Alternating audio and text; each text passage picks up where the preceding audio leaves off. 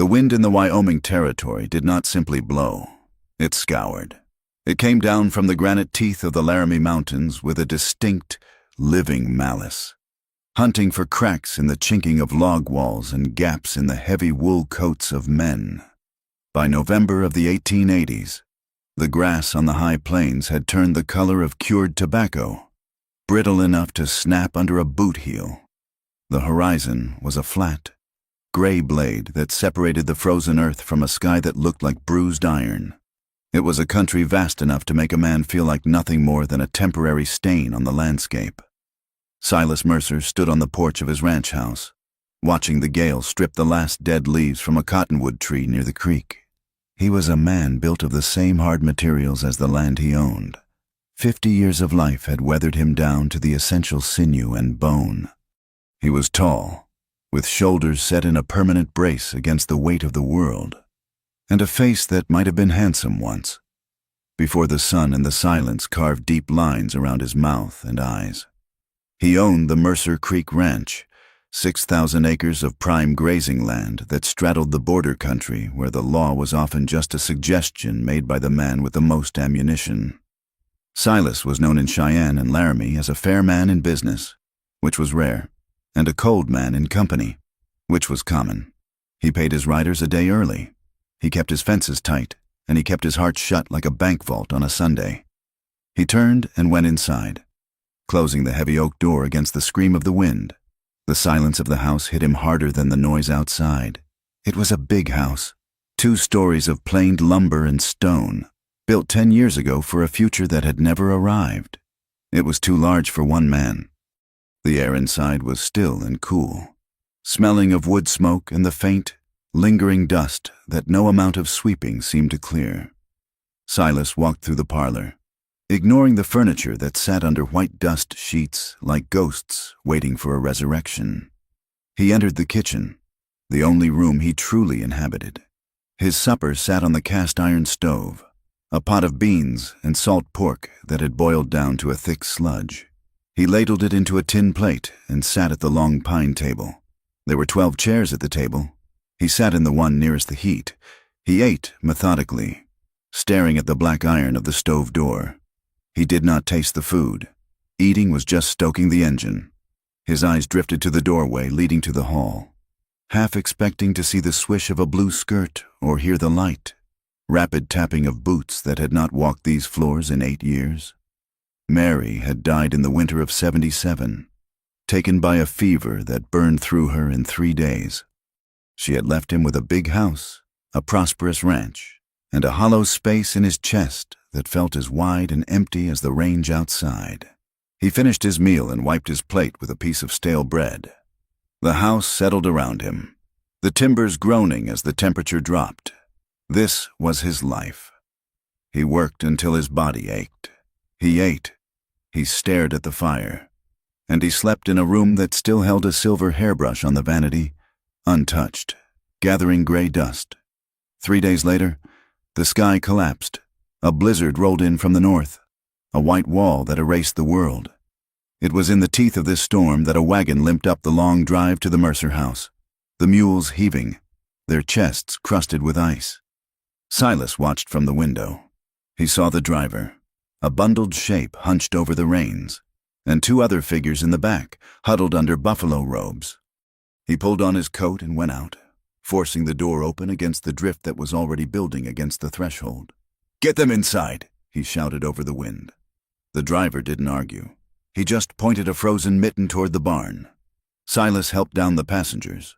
One was a man, coughing with a rattle that sounded like dry peas in a gourd. The other was a woman. She was small, wrapped in a coat that was too thin for this country, wearing a shawl wrapped tight around her head. When Silas reached up to help her down, her hand felt small and cold through his glove, but her grip was surprisingly firm. She did not stumble. Inside the kitchen, with the stove roared up to a cherry red, the travelers shed their outer layers. The driver was a man named Evans, who ran a transport service out of Laramie, trying to beat the storm to Fort Collins. The coughing man was a drifter looking for mining work. And then there was the woman. She unwrapped her shawl, revealing dark hair pulled back severely from a face that was pale with cold. She was perhaps 25 or 30. It was hard to tell. Her eyes were dark, watchful, and entirely devoid of the pleading look Silas usually saw in the eyes of people stranded by weather. She stood near the stove, rubbing her hands together. Silas noticed her hands immediately. They were red, the skin roughened and cracked, the knuckles swollen slightly. Those were not the hands of a lady of leisure. They were hands that had scrubbed floors, hauled wood, and wrung out sheets in freezing water until the skin gave up. "I have coffee," Silas said, his voice rusty from disuse. "Thank you," the woman said. Her voice was low. Careful. She spoke as if she had a limited supply of words and could not afford to waste a single one on pleasantries. Silas poured 3 mugs. As he handed one to her, he looked at her directly. "What is your name? Miss?" "Mrs. Reyes," she corrected him, though she wore no ring. "Clara Reyes. I was heading to Cheyenne to the employment agency." "What kind of work?" Silas asked. "Housekeeping, cooking, mending, anything that pays." Silas looked around his kitchen.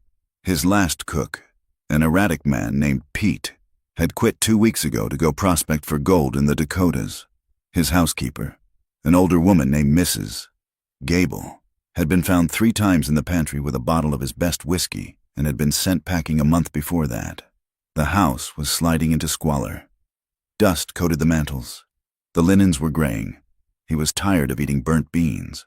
He was not a man who believed in fate, but he believed in practicality. "I need a housekeeper," Silas said flatly. The storm howled outside, rattling the window panes. Clara Reyes paused, the mug halfway to her mouth. She looked at him, her eyes narrowing slightly, assessing the threat. She looked at the size of him, the grim set of his mouth, the gun belt hanging on the peg by the door. Then she looked at the chaotic state of the kitchen, the pile of unwashed dishes in the basin, the floor that hadn't seen a broom in weeks. She lowered the mug. "Does the position include room and board?" "It does. A room on the 2nd floor, private, and the wage? $20 a month." "25, she said instantly. "If I am to do the cooking as well." Silas blinked. He had expected gratitude, or perhaps fear. He had not expected negotiation. He looked at her again. She was shivering slightly, likely from the bone-deep chill of the wagon ride, but her chin was lifted. She was terrified. He realized with a sudden jolt of insight. She was terrified of him, of this place, of the storm. But she was standing her ground because she had nowhere else to retreat to. 25. Silas agreed. "You start in the morning." The storm lasted 2 days. Evans and the coughing man slept in the bunkhouse with the ranch hands. But Clara Reyes moved into the small spare room at the back of the main house. She worked like a woman chased by wolves. She was up before the sun. The sound of the iron stove grate rattling echoing through the floorboards while Silas was still shaving. By the time he came down for breakfast, there were biscuits, hot coffee, and fried salt pork that wasn't burnt. She moved through the house with a silent, ferocious intensity. She did not hum while she worked. She did not chatter. She attacked the dirt in the hallway as if it were a personal enemy. Silas watched her over the rim of his coffee cup in the mornings. He saw things she tried to hide. He saw the way she flinched when he dropped a piece of firewood into the box, a sharp, full-body jerk, her shoulders hunching up as if to ward off a blow. He saw how she would track his movements when he walked through the room, never turning her back on him completely until he was seated. He knew that look. He had seen it in horses that had been whipped too often. It was the look of a creature that had learned that pain was the only reliable constant in the world. He said nothing. He had learned a long time ago that prying into a person's past was like pulling a loose thread on a cheap sweater. You usually ended up with a mess you couldn't fix. If she wanted to tell him why she jumped at the sound of a heavy footstep, she would. Until then, he would pay her $25 a month and eat the best biscuits he had tasted in years. The house began to change. The dust vanished. The windows were washed, letting in the thin, cold winter light. The air began to smell of lemon oil and baking bread instead of stale smoke. But it was still a quiet house. They moved around each other like two planets in different orbits, careful not to collide. 2 weeks after Clara arrived, the weather cleared enough for travel. Silas rode out to check the herd in the north pasture, his foreman, Tom Brady, riding alongside him. Tom was a good man, leather-skinned and loyal, but he had the cowboy's habit of speaking his mind. "That new girl," Tom said, shifting in his saddle. "She's a worker. She is," Silas said.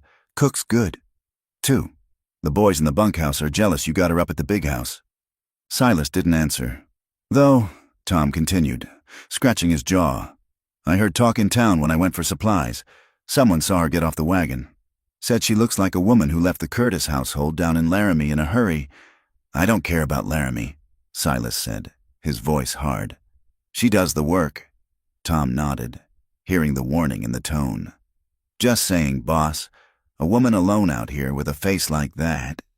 Usually trouble follows. Trouble follows everything in this territory." "Tom." They crested a ridge and looked down at the creek. The water was low, choked with ice. On the far side, Silas saw 3 riders. He recognized the lead horse immediately, a flashy palomino with a silver on the bridle. It was Jude Coulter. Coulter owned the spread to the east, the Double Bar C. He was a man of 40, smooth-faced, smiling, and ambitious in the way a cancer is ambitious. He wore a coat with a fur collar that cost more than most men made in a year. Silas rode down to meet him. Coulter smiled as Silas approached, tipping his hat. "Morning." "Silas," Coulter called out. His voice was too loud for the open air, cold enough to freeze the tail off a brass monkey. "Isn't it? What do you want?" "Jude?" Silas asked, resting his hands on his saddle horn. "Neighborly visit. Just checking on my strays. Had a few wander this way. I haven't seen any Double Bar C brands," Silas said. Coulter's smile didn't waver, but his eyes were flat. Shame. "You know, Silas, I've been thinking about this creek. It runs right through the middle of your best winter pasture. My herd is growing. I could use that water access. The water is mine.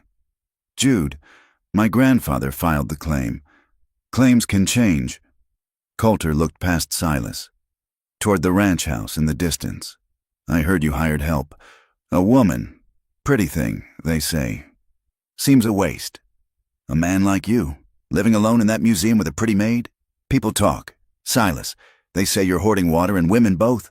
Silas felt a cold prickle of rage at the base of his neck.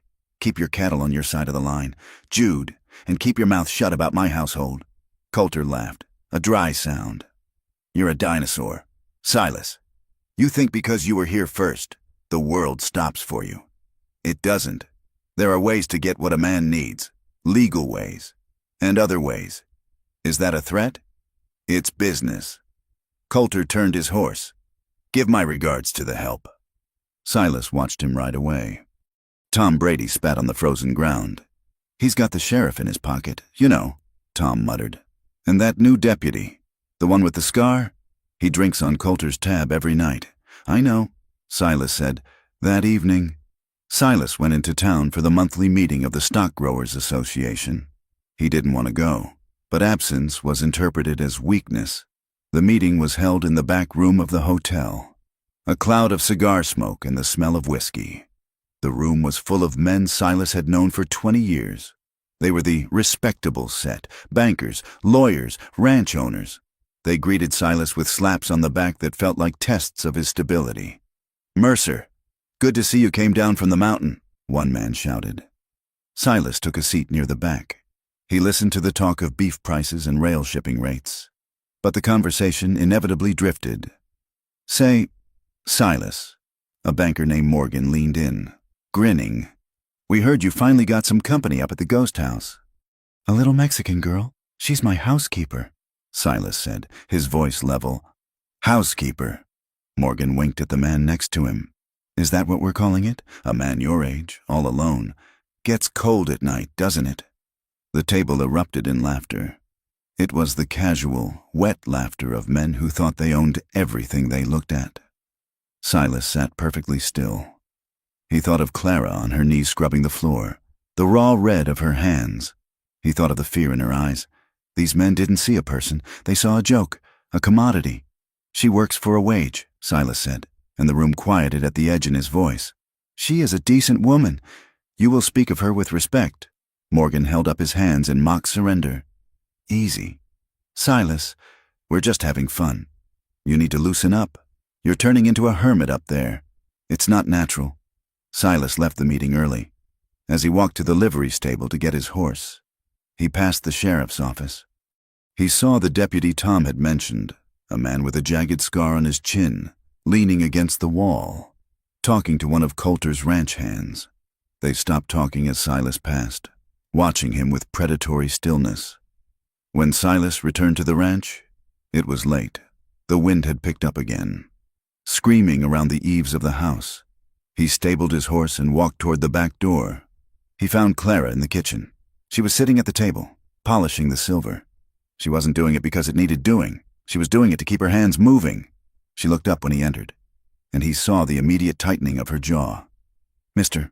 Mercer," she said, standing up. "I kept a plate warm." "Thank you," Silas said. He hung his coat on the peg. He sat down and ate the stew she had made.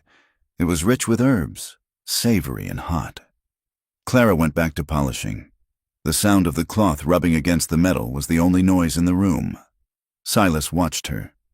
He felt a strange urge to speak, to bridge the gap between them, but he didn't know how. He had forgotten the language of casual conversation. "Heard you were in town," Clara said without looking up. Did you see anyone?" Silas paused. "Who are you afraid of?"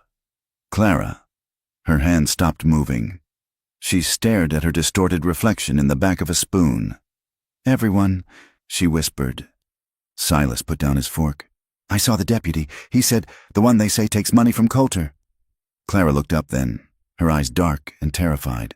"The law is just a word. Mr. Mercer. It changes shape depending on who says it. Where I come from, the man with the badge was the one you ran from, not toward. You're safe here," Silas said. It was a promise he wasn't sure he could keep, but he said it anyway. Clara looked at him, searching his face for the lie. She didn't find it, but she didn't find comfort either. "Locks break," she said softly. 2 nights later, the wind turned into a gale that shook the foundations of the house. It was a wind scream night, the kind that drove animals mad. Silas was in the study, trying to focus on a ledger, when he heard a crash from the barn. He grabbed his lantern and ran out. The wind nearly knocked him off his feet. The barn doors were rattling in their frames. He pushed inside, the lantern light swinging wildly. One of the shutters in the hayloft had blown open, banging violently against the wall. The noise had terrified the horses. His prize stallion, a massive bay named Jupiter, was rearing in his stall, kicking at the wood, eyes rolling white with panic. Silas moved toward the stall, speaking low, but the horse was beyond hearing. The hooves smashed against the gate, splintering the wood. If the horse broke a leg, he would have to shoot it. "Easy," Silas shouted, but the wind drowned him out. Suddenly, a shadow moved past him. It was Clara. She had followed him out, a shawl thrown over her nightdress, boots unlaced. "Get back," Silas yelled. "He'll kill you." Clara ignored him. She moved toward the stall not with hesitation, but with a fluid, purposeful speed. She didn't shout. She didn't wave her arms. She slipped through the gap in the gate before Silas could stop her. "Clara!"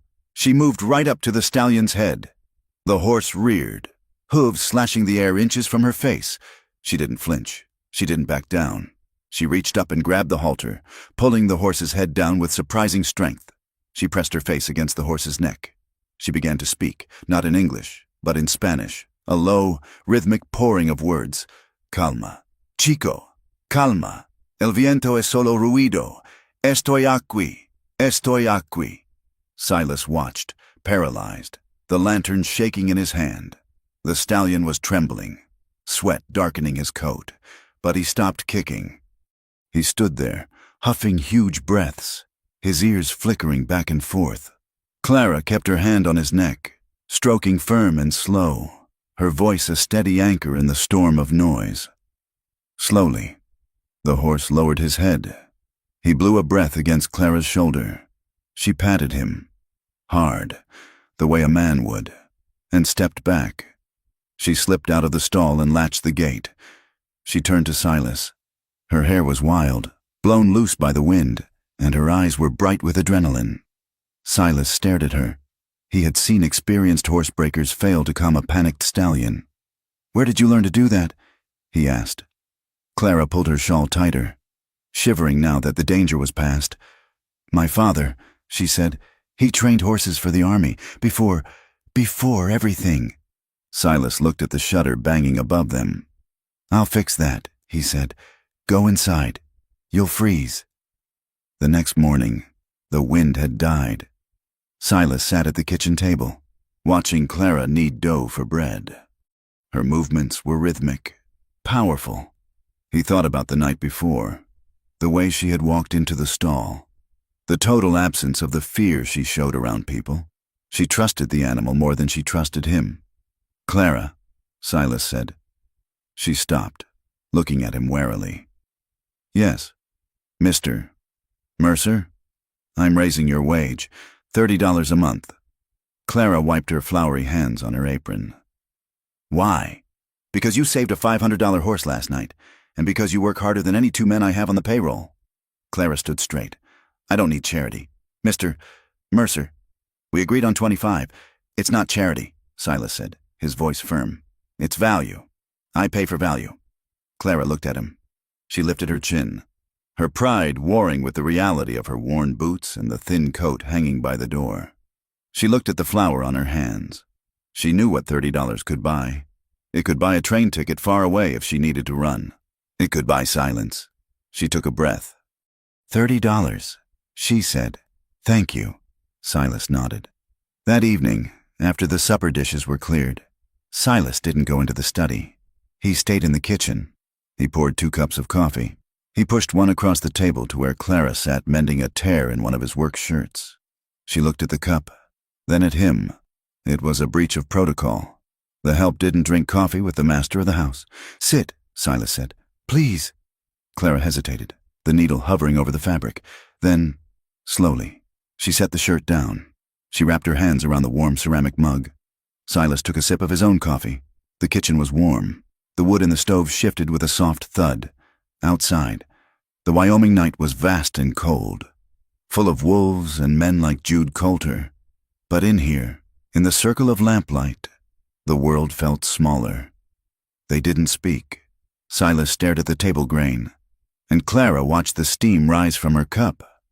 They were 2 lonely people, damaged by life, sitting 3 feet apart. Their hands did not touch, but the air between them, usually so empty, felt suddenly heavy, charged with a gravity that pulled them toward the center. It felt crowded, and for the first time in 8 years, the house did not feel entirely like a tomb.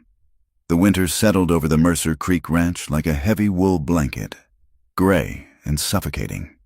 By December, the routine of the household had shifted, pivoting around the silent, relentless force of Clara Reyes.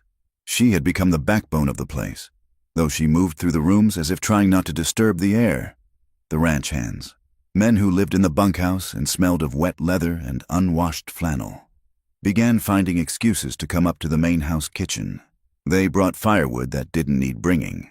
They came to ask about repair orders that could have waited for the foreman. They came for the coffee, which was now strong and hot and served in clean tin mugs. But mostly they came to look at her.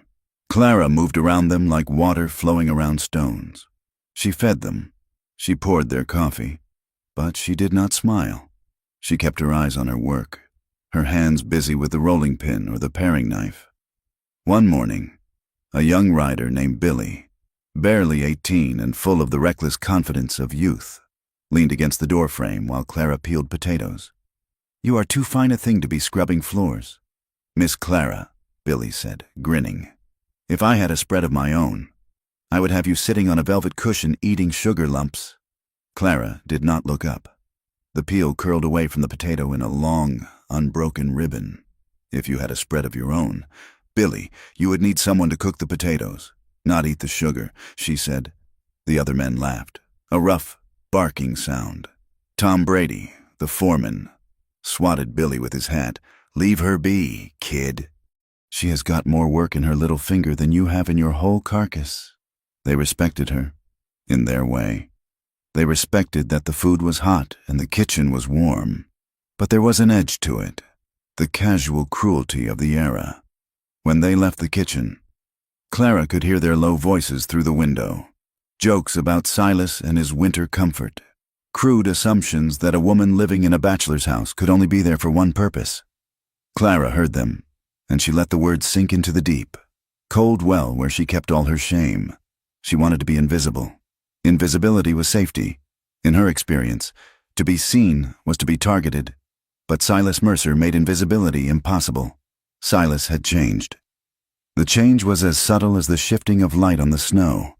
But Clara noticed it. He had stopped eating his supper in 10 minutes and retreating to the study. Now, he lingered. He would sit at the head of the long pine table, nursing his coffee, watching the fire in the stove, or watching her. He came in from the range earlier, too. One evening, the wind was howling around the eaves, rattling the sash weights in the window frames. Silas sat at the table, oiling his rifle.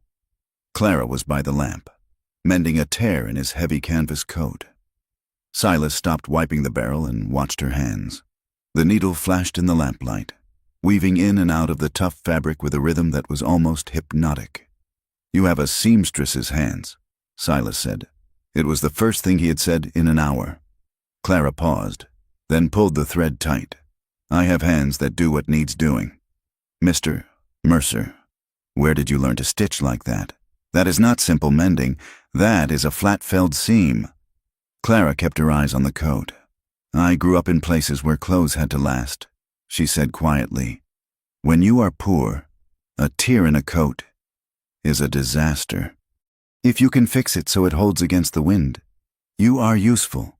And being useful is important. Being useful keeps you inside the house," Clara said. "It keeps you fed." She bit the thread. A sharp snap in the quiet room. She did not tell him the rest. She did not tell him about the aunt in Santa Fe who would strike her with a switch if the stitches were crooked. She did not tell him that she learned to sew, to cook, to scrub, and to disappear because children who were useful were allowed to stay, and children who were burdens were left behind. Silas looked at her, his gray eyes unreadable. "You are not just useful here." Clara stiffened. She folded the coat carefully, placing it on the bench. "I earn my wage," she said, deflection rising like a shield. Silas seemed about to say something else, something that might have cracked the professional distance between them, but he stopped. He looked back at his rifle, sliding the bolt forward with a metallic clack. "I appreciate the work," was all he said. The peace of the kitchen was a fragile thing. Outside, the pressure on the Mercer Creek Ranch was tightening like a noose. It began with the calves. It was calving season, early for the high country, but Silas bred his stock for hardiness. The new calves were dropping, steaming in the cold air, vulnerable. Tom Brady came into the kitchen 3 days before Christmas, stomping snow off his boots. His face was grim. "We are down 4 head.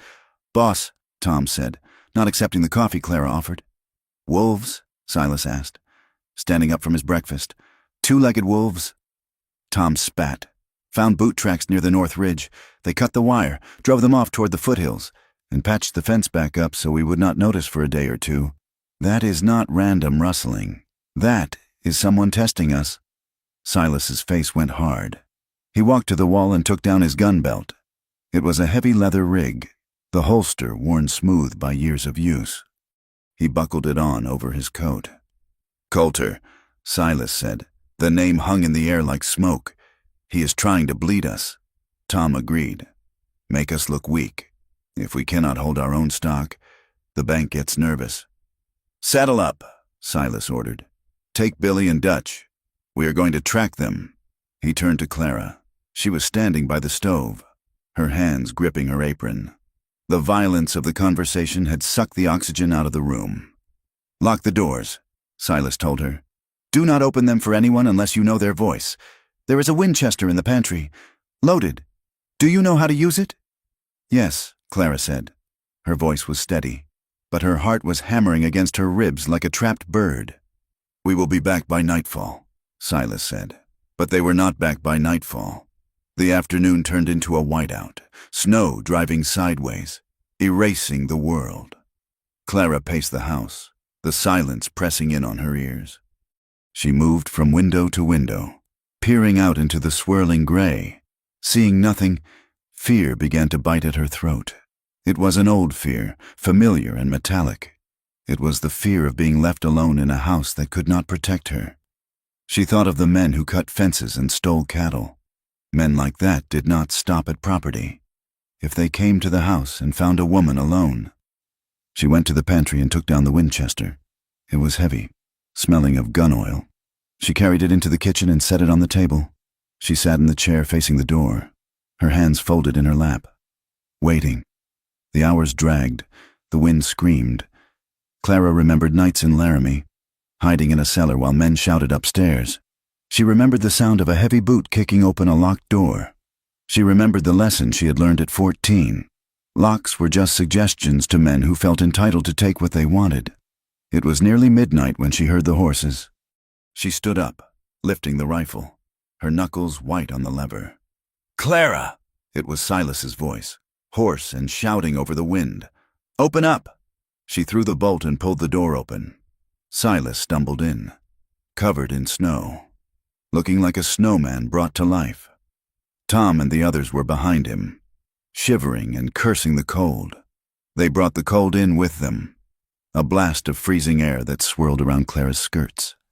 Silas looked at her, saw the rifle in her hand, saw the way she was trembling, not from cold, but from the adrenaline crash.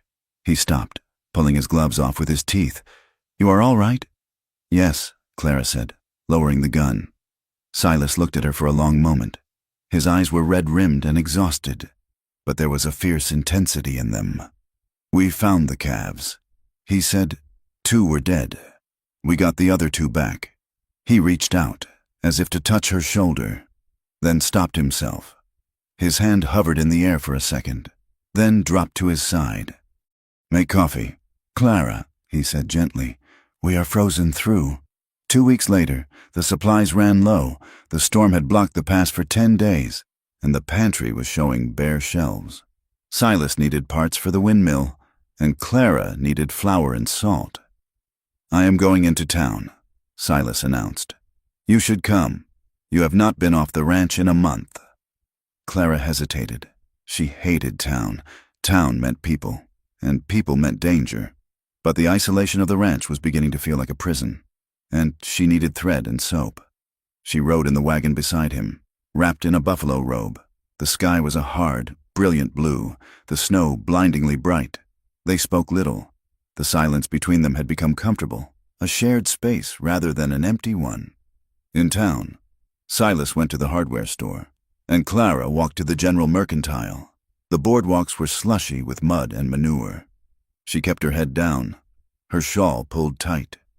She was measuring out a length of calico at the counter when a voice stopped her heart. "Well, look at this, the queen of the high country." Clara froze. She knew that voice. It belonged to a man named Grady, a drayman who had delivered ice to the Curtis household in Laramie.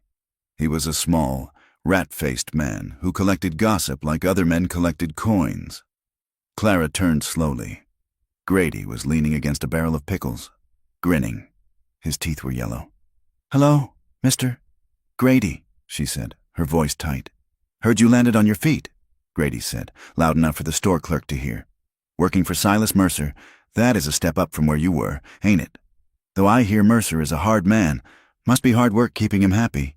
He laughed, a wet, suggestive sound. "I am his housekeeper," Clara said. Grady winked.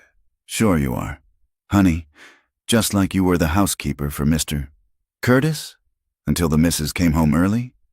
The lie hit Clara like a physical blow. It was the story Curtis had spread to cover his own sins, that Clara had seduced him, that she was the predator, not the prey. It was the lie that had driven her out of Laramie in the dead of night. The clerk behind the counter stopped cutting the fabric. He looked at Clara. his expression shifting from indifference to a sneering curiosity. Clara felt the blood drain from her face. "I will take the flower," she whispered to the clerk. "Just the flower." She paid with trembling hands, feeling Grady's eyes crawling over her like insects. "You got what you deserved in Laramie," Grady hissed as she passed him. "A woman like you always ends up in the mud." Clara walked out of the store, her breath coming in short, panicked gasps. She felt dirty. She felt marked. She climbed into the wagon and sat there, staring at her hands, waiting for Silas. When they returned to the ranch, Clara went straight to the kitchen. She filled the basin with water from the kettle, water so hot it steamed violently. She grabbed the bar of harsh yellow lye soap, the soap used for scrubbing floors and laundry. She began to scrub her hands. She scrubbed until the skin turned red. She scrubbed until she could feel the sting of the lye biting into her knuckles. She wanted to scrub off Grady's voice, scrub off the look the clerk had given her, scrub off the memory of Mr. Curtis's heavy, sweating weight pinning her against a wall. She did not hear Silas come in. "Clara!" She jumped, dropping the soap. It splashed into the basin. Silas was standing in the doorway, still in his coat. He looked at her hands, red, raw, steaming. He looked at the harsh yellow soap floating in the water. He looked at her face, which was wet with tears she hadn't realized she was crying. He did not ask what happened. He did not ask why she was hurting herself. He seemed to understand, with that strange, quiet perception of his, that she was trying to wash away something that wasn't dirt. He turned and walked out of the room. Clara stood there, shaking, gripping the edge of the sink. She waited for him to come back and tell her she was hysterical, that she was broken, that she was fired. He returned a moment later. He walked to the basin. He reached into the water, impervious to the heat, and fished out the bar of lye soap. He threw it into the trash bucket with a dull thud. Then he set a small, paper-wrapped package on the counter. "Use this," he said. He turned and left the kitchen. Clara opened the package with shaking fingers. Inside were 3 bars of soap. They were white, smooth, and smelled faintly of lavender. It was French milled soap, the kind rich women in Cheyenne used. It was soap that cost $1 a bar. It was soap that didn't burn. Clara held the soap to her nose, inhaling the scent. It was a kindness so small and yet so precise that it broke her heart more than the cruelty had. The invitation arrived in late January. It came in a thick cream envelope, delivered by a special courier from Cheyenne. Silas opened it at the breakfast table. He read it, his eyebrows pulling together, and tossed it onto the wood. "Trash," he muttered. "What is it?" Clara asked. She was serving him eggs, her hands now healing, though the skin was still tender. "The Cheyenne Stock Growers Association charity ball," Silas said with a sneer. "A peacock parade. They want money for a new hospital. They say mostly they want to drink champagne and pretend they are civilized." He went back to his eggs. "I am not going." 2 days later, Morgan, the banker, rode all the way out to the ranch. He sat in Silas's study, drinking Silas's whiskey, his face grave. "You have to go." "Silas," Morgan said. His voice carried into the hallway where Clara was dusting. "I do not have to do anything but pay my debts and die," Silas rumbled. "Listen to me." Morgan leaned forward. The chair creaked. "The town is choosing sides. Coulter is telling everyone who will listen that you are senile. He is saying your ranch is failing, that you have lost your mind living out here alone. He is poisoning the well. Silas, if you do not show your face, if you do not walk into that room and show them you are still the Silas Mercer who owns half this valley, the bank is going to get skittish. Your credit lines will freeze. It is a dance. Morgan, not a cattle drive. It is politics." Morgan slammed his hand on the desk. "And politics is just war with better clothes. You need allies. You need to remind the judge and the mayor that you exist." Silas was silent for a long time. Then Clara heard the heavy sigh of a man accepting a burden he detested. "Fine," Silas said. "I will go." The night before the ball, the house was tense. The wind had died down, leaving a silence that felt heavy and expectant.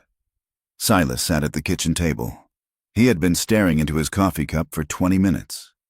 Clara was finishing the dishes, her back to him. "Clara," Silas said. "Yes, Mr. Mercer? I want you to come with me." Clara dropped a spoon. It clattered loudly into the basin. She turned around slowly, wiping her hands on her apron. She looked at him to see if he was joking. Silas Mercer did not joke. "To Cheyenne?" Clara asked. "To the ball?" "Yes, as a servant. To hold your coat?" "No." Silas looked up, meeting her eyes. "As my guest?" Clara laughed, a sharp, breathless sound that held no humor. "Mr. Mercer, you cannot be serious. They would eat me alive. A maid at the stock-growers' ball? They would laugh you out of the room." "Let them laugh," Silas said. His voice was low, but there was iron in it. "I am tired of walking into rooms alone. Clara, I am tired of them whispering about my ghost house and my empty life." He stood up. He walked around the table until he was standing a few feet from her. "I am not asking you to work," he said. "I am asking you to stand beside me." Clara stepped back, backing into the counter. "You don't know what you are asking. Those people, the women, they have eyes like razors. They will look at my hands, they will look at my dress, and they will know what I am. They will know I am nobody. You are not nobody," Silas said fiercely. "You are the only thing in this house that is real." The confession hung in the air between them. It was reckless. It was dangerous. It stripped away the employer-employee barrier and left them as just a man and a woman standing in a kitchen. Clara felt a rush of panic. She wanted to say yes. God, she wanted to say yes. She wanted to wear a dress that wasn't gray wool. She wanted to see music and light. But the fear was a cold knot in her stomach. "They will destroy you to get to me," she whispered. "Coulter, the others, they will use me to shame you." Silas took a step closer. He did not touch her, but his presence wrapped around her. "Let them try," he said, "but I will not go alone. And I will not pretend you do not exist. I will not leave you here to hide while I go play their game. If I go, we go." Clara looked at him. She saw the stubborn set of his jaw, the loneliness that he wore like armor.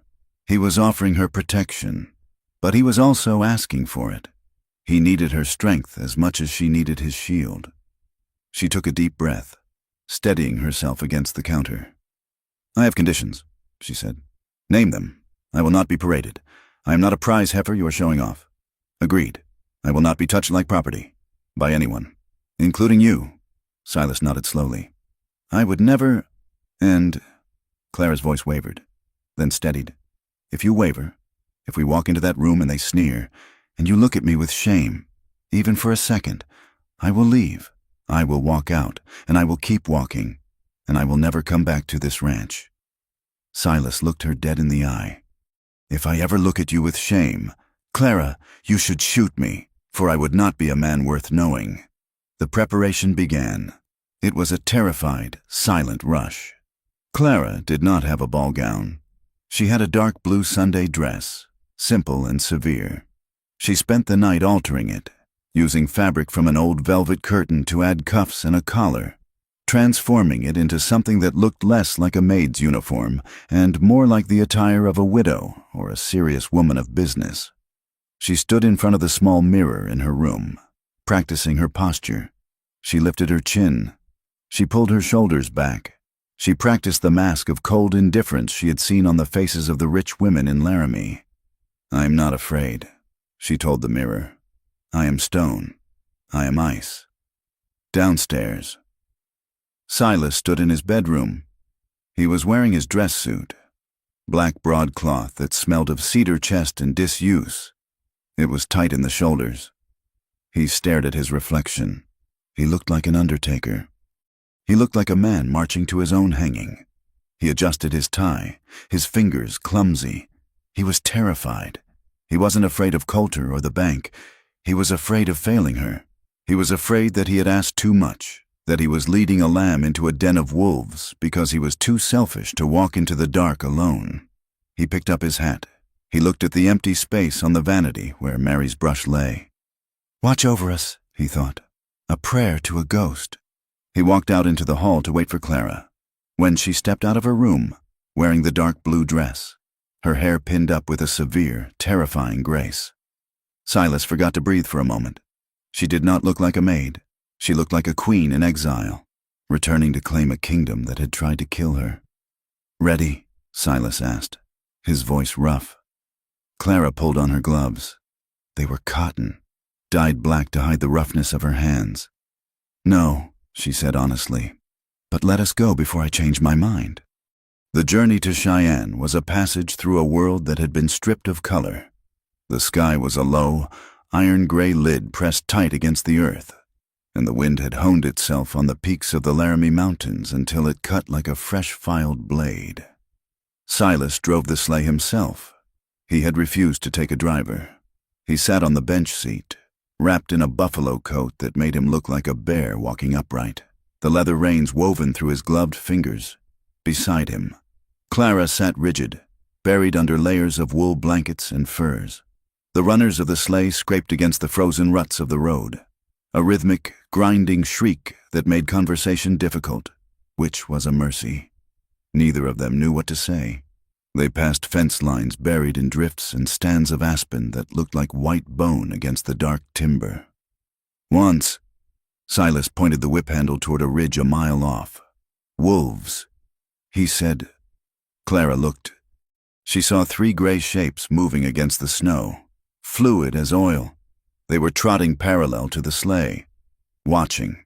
They were not hunting, merely observing, waiting for a mistake. "They are far enough," Clara said, her voice muffled by her scarf. "They are always watching," Silas answered. He was not talking about the wolves. Clara touched the fabric of her dress beneath the furs. It was the blue Sunday dress she had worn for 3 years, but it had been transformed. She had spent 4 nights working by candlelight, her fingers cramping as she stitched.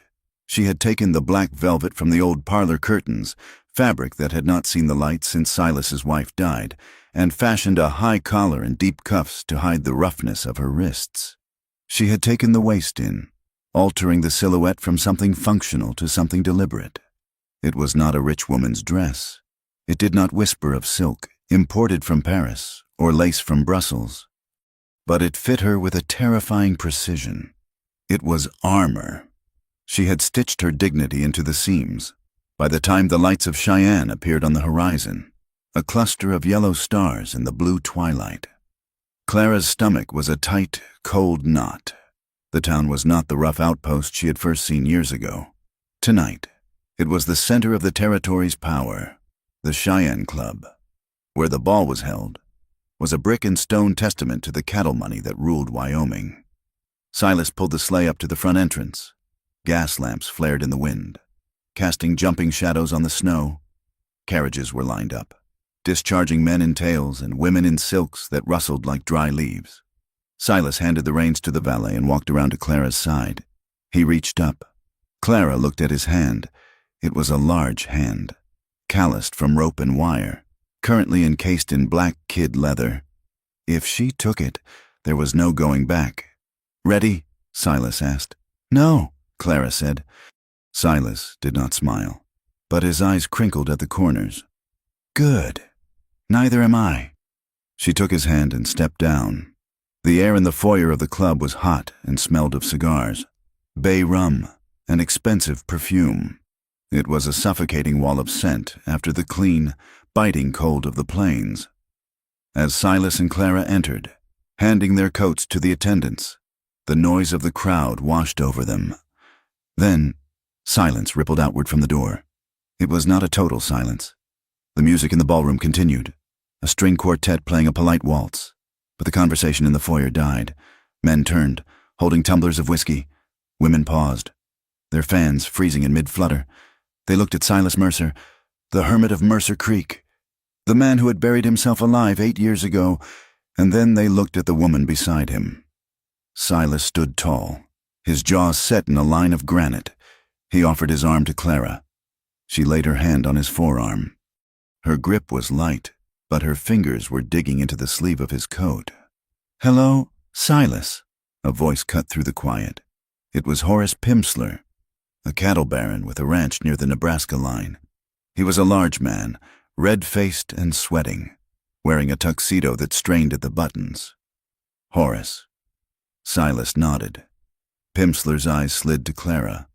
He looked her up and down, his gaze lingering on the plainness of her dress, the lack of jewelry, the dark, severe beauty of her face. He smiled, but it was a smile that didn't reach his eyes.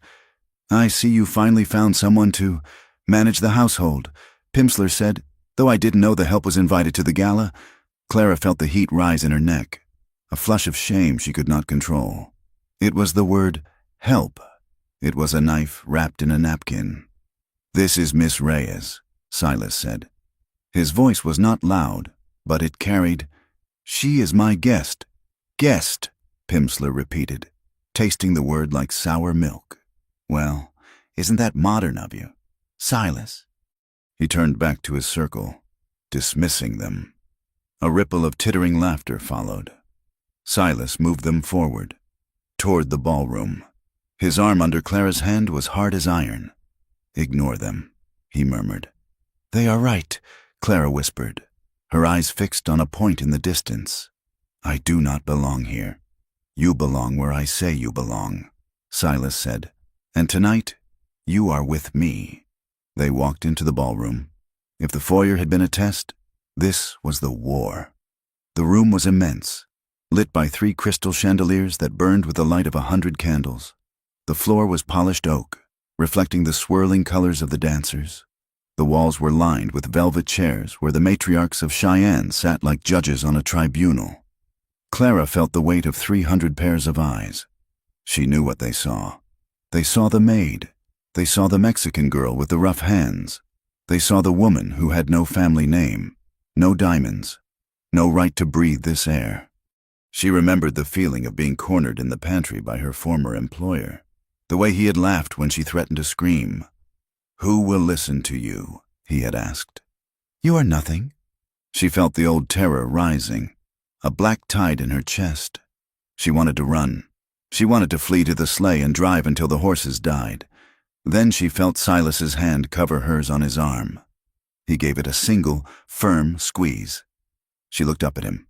He was not looking at the crowd. He was looking at her. He was not ashamed.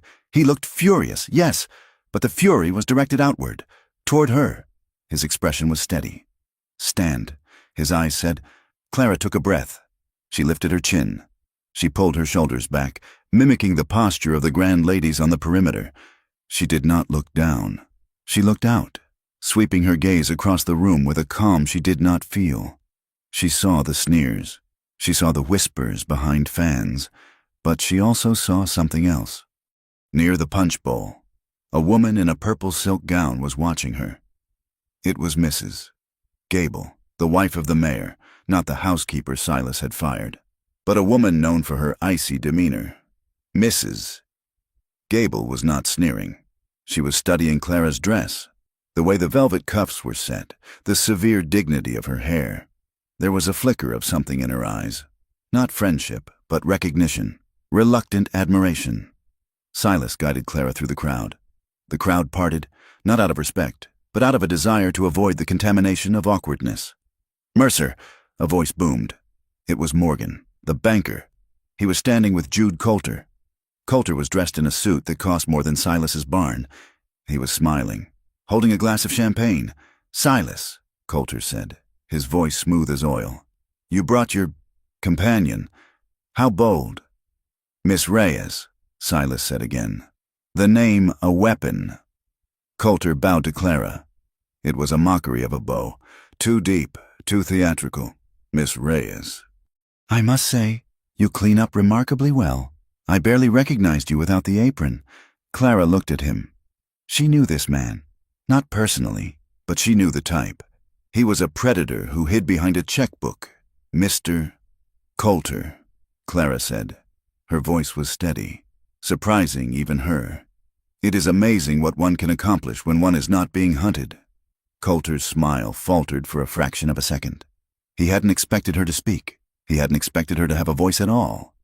Silas stepped slightly in front of her, shielding her. "We are here to dance." "Jude, not to trade insults." "Dance?" Coulter laughed. "Silas, you haven't danced since '75. You will cripple the poor girl." The music swelled. It was a slow, sweeping number. Silas turned his back on Coulter, a calculated insult that made the banker gasp. Silas looked at Clara. "May I?" he asked. He did not wait for an answer. He took her hand and led her onto the floor. The space around them cleared. People watched, waiting for the disaster. They waited for the maid to trip. They waited for the old rancher to stumble. Silas placed his hand on Clara's waist. He did not hold her like a servant. He held her like something precious that he was terrified of breaking.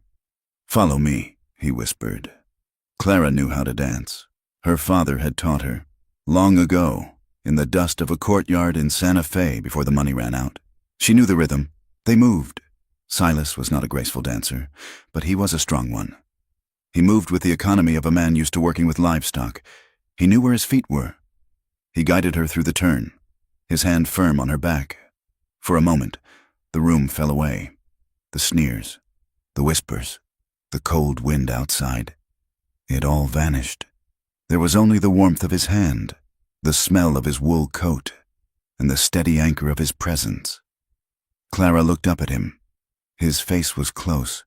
She could see the gray in his beard, the lines of fatigue around his eyes. She saw the way he was looking at her. It wasn't the look of a man who wanted to own her. It was the look of a man who was watching a miracle. He looked at her as if she were the only source of heat in a frozen world. Her pulse hammered in her throat. The physical proximity was overwhelming.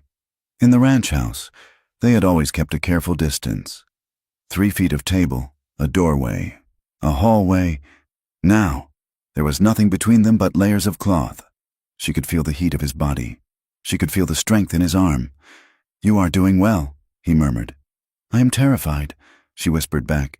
"You are the strongest person in this room. Clara, look at them. They are soft. You have survived things that would kill them in a week." The words went into her chest and settled there, warm and solid. He saw her. He didn't just see the maid or the victim. He saw the survivor. The music ended. Silas held the pose for a second longer than necessary, then stepped back, offering his arm. They walked off the floor. The silence was different now. It wasn't just shock. There was a grudging respect in it. They had expected a farce. They had gotten a demonstration of dignity. But the peace was short-lived. Clara needed air. The heat of the room was making her dizzy. Silas went to get them punch, leaving her standing near a potted palm in the corner. She closed her eyes for a second, trying to center herself. Then she heard the voice.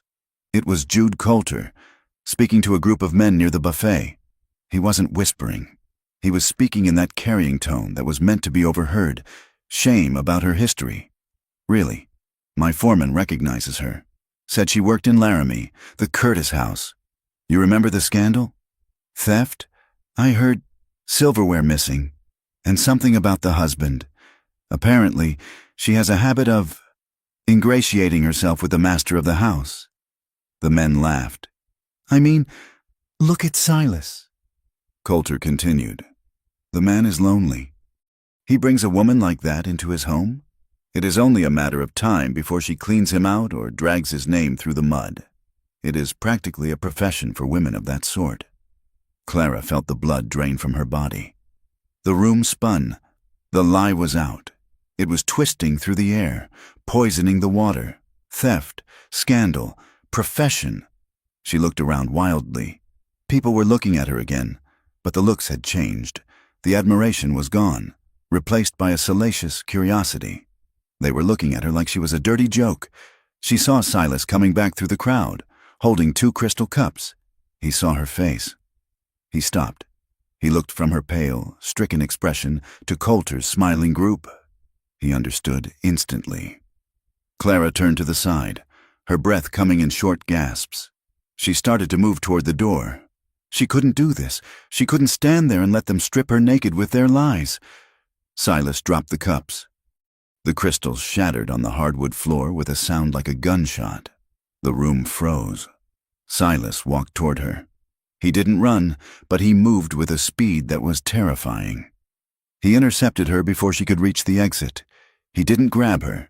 He stepped in front of her, blocking her path, blocking the view of the room. "Look at me," he commanded. "I have to go," Clara choked out. "They are saying—" "I do not care what they are saying. Look at me." She looked up. His eyes were blazing. "Do not run," Silas said. "If you run, they decide who you are. Do not give them that power." Before Clara could answer, a man stepped out of Coulter's circle. It was Vance Sterling, a young, arrogant rancher who had inherited his father's money and none of his sense. He had been drinking heavily. He walked up to Silas and Clara, swaying slightly. "So," Sterling grinned, looking at Clara with glazed eyes. "Is it true? Are you for hire? Because I have a big house, darling. I could use a good housekeeper who knows her way around a bedroom." The silence in the room was absolute. It was the silence of a held breath before the lightning strike. Silas turned slowly to face Sterling. His face was completely expressionless, which was far more terrifying than rage. "Excuse me?" Silas said. Sterling laughed, looking back at his friends for support. "Come on, Silas. Don't be greedy. What is the rate? Does she charge by the hour or by the—" Silas moved. It was a short, brutal motion. He didn't punch Sterling. He reached out and grabbed the lapels of Sterling's expensive tuxedo jacket, slamming the man backward against a marble pillar. Sterling's head cracked against the stone. His drink splashed over his shirt. Silas leaned in, his face inches from Sterling's. He spoke in a voice that was low, calm, and cold as the grave. "If you finish that sentence," Silas said, "I will kill you. I will not challenge you to a duel. I will not sue you. I will break your neck right here on this floor." Sterling's eyes went wide. He gasped for air, his feet scrabbling on the polished wood. He looked at Silas and saw death. He saw a man who had lived through Indian wars and blizzards and years of silence. A man who had absolutely nothing to lose but the woman standing behind him. "Apologize," Silas whispered. I... Sterling stammered. "To her." Silas dragged him away from the pillar and spun him around to face Clara. "Apologize," Silas roared, the sound echoing off the vaulted ceiling. "I'm sorry," Sterling squeaked. "I'm sorry, miss. I was drunk. I didn't mean it." Silas shoved him away. Sterling stumbled and fell to his knees. "Get him out of here," Silas said to the room at large. "Before I forget that I am a gentleman." Two men rushed forward and dragged the terrified Sterling away. Jude Coulter stood by the buffet, his glass halfway to his mouth, his face pale. He had wanted to humiliate Silas. Instead, he had reminded everyone why Silas Mercer was a man you did not cross. Silas turned back to Clara. He was breathing hard now, his hands trembling slightly with the adrenaline dump. "Are you all right?" he asked. Clara stared at him. She was shaking. She had never had anyone fight for her. She had never had anyone stand between her and the world. "Take me out of here," she whispered. "Please." Silas nodded. He offered his arm. This time, when they walked toward the doors, no one sneered. The crowd parted like the Red Sea. They looked at Clara not with judgment, but with a mixture of fear and awe. She was the woman Silas Mercer was willing to kill for. They walked out into the corridor. It was a long hallway, lined with portraits of dead governors, quiet and cool. The noise of the ballroom faded behind the heavy oak doors. Clara walked until they were halfway down the hall. Then she stopped. Her legs gave out. She leaned against the wall, sliding down until she was crouching, her face buried in her hands. "Clara." Silas knelt beside her. She looked up, and the composure she had held onto for 4 hours shattered. Tears spilled over, hot and angry. "Why did you bring me here?" she hissed, her voice trembling with rage and humiliation. You knew they would do this." "I didn't know they would be animals," Silas said. "They are always animals," Clara cried. "That is what men are. They see a woman without a name and they try to destroy her. I told you I wasn't safe here. I stopped them." Silas said, "You can't stop them. You can't stop the whispers. You can't stop the lies. Everyone in that room thinks I am a whore. Silas, and you just made a spectacle of it." Silas reached out, but he didn't touch her. He pulled his hand back. respecting the boundary she had set.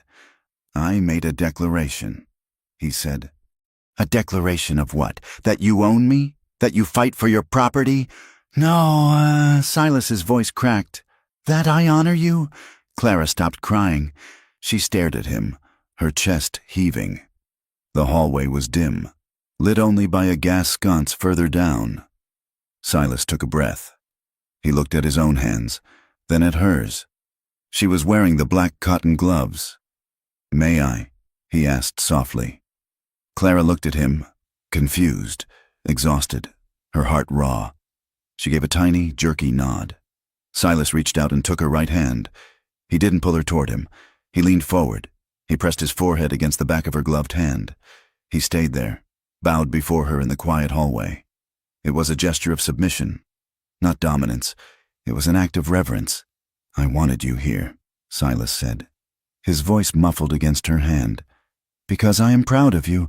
Because when I look at you, I don't see the past. I see the only person who has ever made my life make sense." Clara felt a shock go through her. She looked at the top of his head, at the gray hairs mixed with the dark. She felt the heat of his forehead through the cotton. "Silas?" she whispered. He lifted his head. His eyes were dark, full of a fierce, terrifying need. "I want you." "Clara," he said. He said it plainly, without poetry. "I want you in my life. I want you in my house. I want to wake up and know you are there. And yes, I want to touch you. I have wanted to touch you for months." Clara's breath hitched. The confession hung between them, naked and dangerous. "But I will not," Silas continued, his voice dropping to a whisper. "I will not take what you do not give. I will not be another man who forces his will on you. If you want to leave tonight, I will drive you to the train station. I will give you the money you need. You will never see me again." Clara looked at him. She felt the ache in her own body, a deep, hollow longing that she had buried under layers of work and fear. She looked at his mouth. She looked at the kindness in his eyes.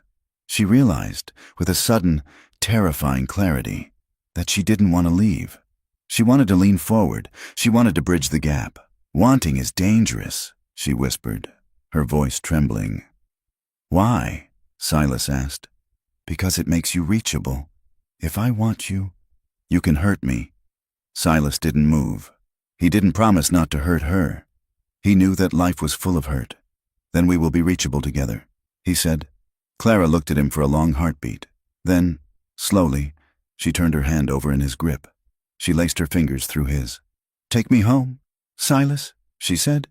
He stood up, pulling her with him. He didn't kiss her. The moment was too fragile for that, but the way he held her hand as they walked toward the cloakroom was a vow in itself. They retrieved their coats in silence. The valet brought the sleigh around. As Silas was helping Clara into the sleigh, a figure stepped out of the shadows near the corner of the building. It was a man, huddled in a cheap coat, a flat cap pulled low over his eyes. He had been smoking a cigarette, watching the wealthy patrons leave. He froze when he saw Clara. He dropped the cigarette. Clara didn't see him. She was looking at Silas, but the man saw her. He saw the profile he had known in Laramie. He saw the woman who had fled in the night. Well, the man whispered to himself, a slow, ugly grin spreading across his face. He watched the sleigh pull away into the dark, swirling snow. He memorized the face of the man driving. He memorized the direction they were heading. Recognition hardened into intent. He stepped on the cigarette, crushing it into the snow. "Found you," he said. The silence that followed the Cheyenne ball was not the peaceful quiet of winter. It was the heavy, suffocating silence of a held breath. The story of what happened on the dance floor did not stay in the ballroom. It traveled on the wind, carried by telegraph wires and barroom chatter, twisting and hardening as it moved until it became a weapon. By the time Silas and Clara returned to the ranch, the truth had been stripped away. In the town of Granite Creek, the gossip had calcified into a new, ugly reality. They said Silas Mercer had lost his mind. They said he had been bewitched by a woman of low character. They said the woman, Clara, was a known thief from Laramie who had fled after seducing her previous employer. The nuances of the evening, Silas's defense of her honor, the dignity of her bearing, were lost. People preferred the scandal because it was easier to digest than the idea that they had been wrong. At the ranch, the atmosphere shifted from routine to siege. Clara felt it in the way the air seemed to vibrate with unseen threats. She stopped sleeping soundly. Every night, after the house was dark, she would drag a heavy oak chair from the corner of her room and wedge it under the doorknob. She did it quietly, ashamed of the instinct, her hands trembling as she set the legs against the floorboards. It was a habit she had learned years ago in boarding houses where the locks were flimsy, a physical manifestation of the belief that safety was something you had to build yourself, every single night. Silas heard the scrape of the chair legs against the wood floor one night as he passed her door on his way to his own room. He paused, his hand hovering over the wall, his heart twisting with a mixture of rage and sorrow. He did not knock. He did not tell her it was unnecessary. He knew that for Clara. The chair was the only thing that allowed her to close her eyes. Instead, he increased the security of the ranch. He spoke to Tom Brady, his foreman, in the gray light of dawn. "Double the night watch," Silas said, watching his breath steam in the freezing air. 2 men on the north ridge, 2 near the barns. Rotate them every 4 hours. I want rifles cleaned and loaded, not leaned against the wall to rust. Tom nodded, shifting a piece of straw from one side of his mouth to the other. "The boys are edgy. Boss, they hear things in town." "Let them hear," Silas said. "But tell them if I catch anyone sleeping on watch, they are walking back to Texas." This was not melodrama. This was the West. And Silas knew that weakness was a scent that drew predators. The Mercer Creek Ranch had to look like a fortress. The escalation began 3 days later. It started with a fire, a haystack near the south barn, dry as tinder. Went up in the middle of the night. It wasn't lightning. The sky was clear and full of stars. It was coal oil and a match. The orange glow lit up the horizon, waking the ranch hands who scrambled with buckets and wet blankets. Shouting over the roar of the flames, they saved the barn. But 5 tons of winter feed were reduced to black ash. The next morning, they found the fence line cut near the creek. Not just cut, but the wire spooled up and stolen. The posts chopped down. And near the watering trough in the lower pasture, Silas found a dead calf. It hadn't been killed by wolves. Its throat had not been torn. It lay stiff in the frost, foam around its mouth. Silas knelt by the animal, touching the white foam with a gloved finger. "Arsenic," he said flatly. Tom Brady stood behind him, looking grim. "They poisoned the water?" "They tried. The water is running too fast for it to settle. But the calf drank from a puddle where they dumped it." Tom spat on the ground. "It is Coulter. It is Coulter." Silas agreed. "But he is careful. He leaves no tracks." In the bunkhouse, the mood turned sour. The men were tired, cold, and on edge. And inevitably, the blame began to drift toward the house. "It is since she came here," one of the older hands muttered over breakfast, loud enough for Clara to hear through the open kitchen window. "We never had trouble like this before. She is bad luck, a woman like that. She draws trouble like rot draws flies." Clara stood by the stove, her hand gripping the handle of the skillet until her knuckles turned white. The injustice of it burned in her throat. But the terrible thing was that she believed them. The logic of the victim is a twisted thing. She had been told for so long that she was the cause of her own misfortune that she had begun to internalize it. "I am poison," she thought, staring at the frying bacon.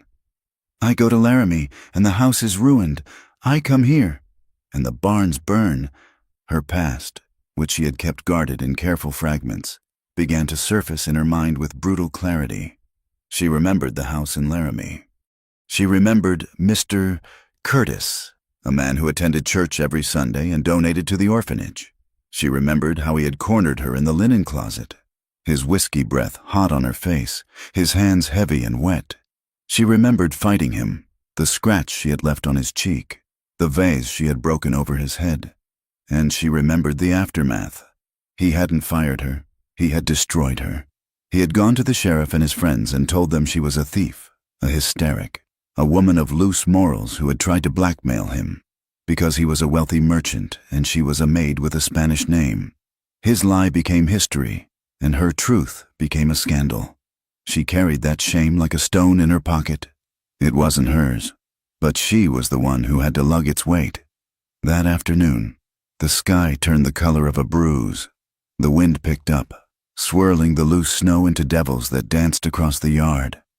Clara went out to the clothesline behind the house. She needed to bring in the sheets before the weather turned. She was fighting with a frozen clothespin when the whiteout hit. It didn't come gradually. It dropped like a curtain. One moment she could see the barn.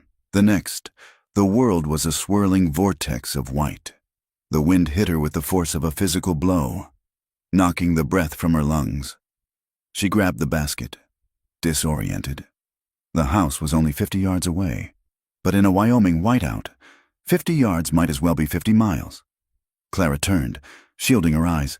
She took a step and stumbled. The ground was gone. There was no up, no down. Only the screaming wind and the stinging ice that felt like needles on her skin. She panicked. She dropped the basket and ran toward where she thought the back door was. She ran into a fence post that shouldn't have been there. She had turned around. She was heading toward the open range. "Help!" she screamed, but the wind tore the word from her mouth and shredded it. She kept moving, her skirts heavy with snow, her hands freezing rapidly. The cold was a living thing, seeking the heat of her blood. She fell again, her knees striking hard earth. She curled into a ball. The instinct to sleep, the deadly, seductive sleep of hypothermia, tugging at her eyelids. "I am weak," she thought bitterly. "I am weak, and I am dying, and I will just be another frozen thing found in the spring." Then, something gripped her arm. It was not a gentle grip. It was a vice. A hand yanked her upward, dragging her out of the snow. She looked up, blinded by ice, and saw a dark shape looming over her. It was Silas. He had tied a rope around his waist, the other end secured to the porch railing. He was shouting something, but she couldn't hear him. He pulled her against him, wrapping his heavy coat around her, and began to haul them both back along the rope line. They stumbled through the white void, fighting for every inch, until the dark bulk of the house appeared out of the snow. They crashed through the back door and collapsed onto the kitchen floor. Silas kicked the door shut and threw the bolt. The silence of the room was shocking after the roar outside.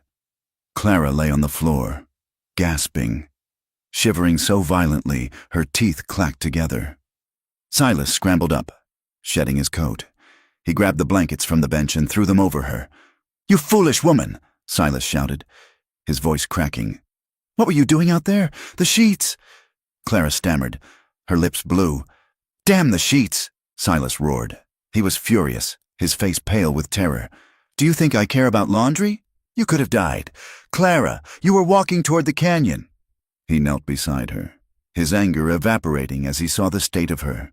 Her hands were waxen, the fingers stiff. He grabbed her hands. They were like ice.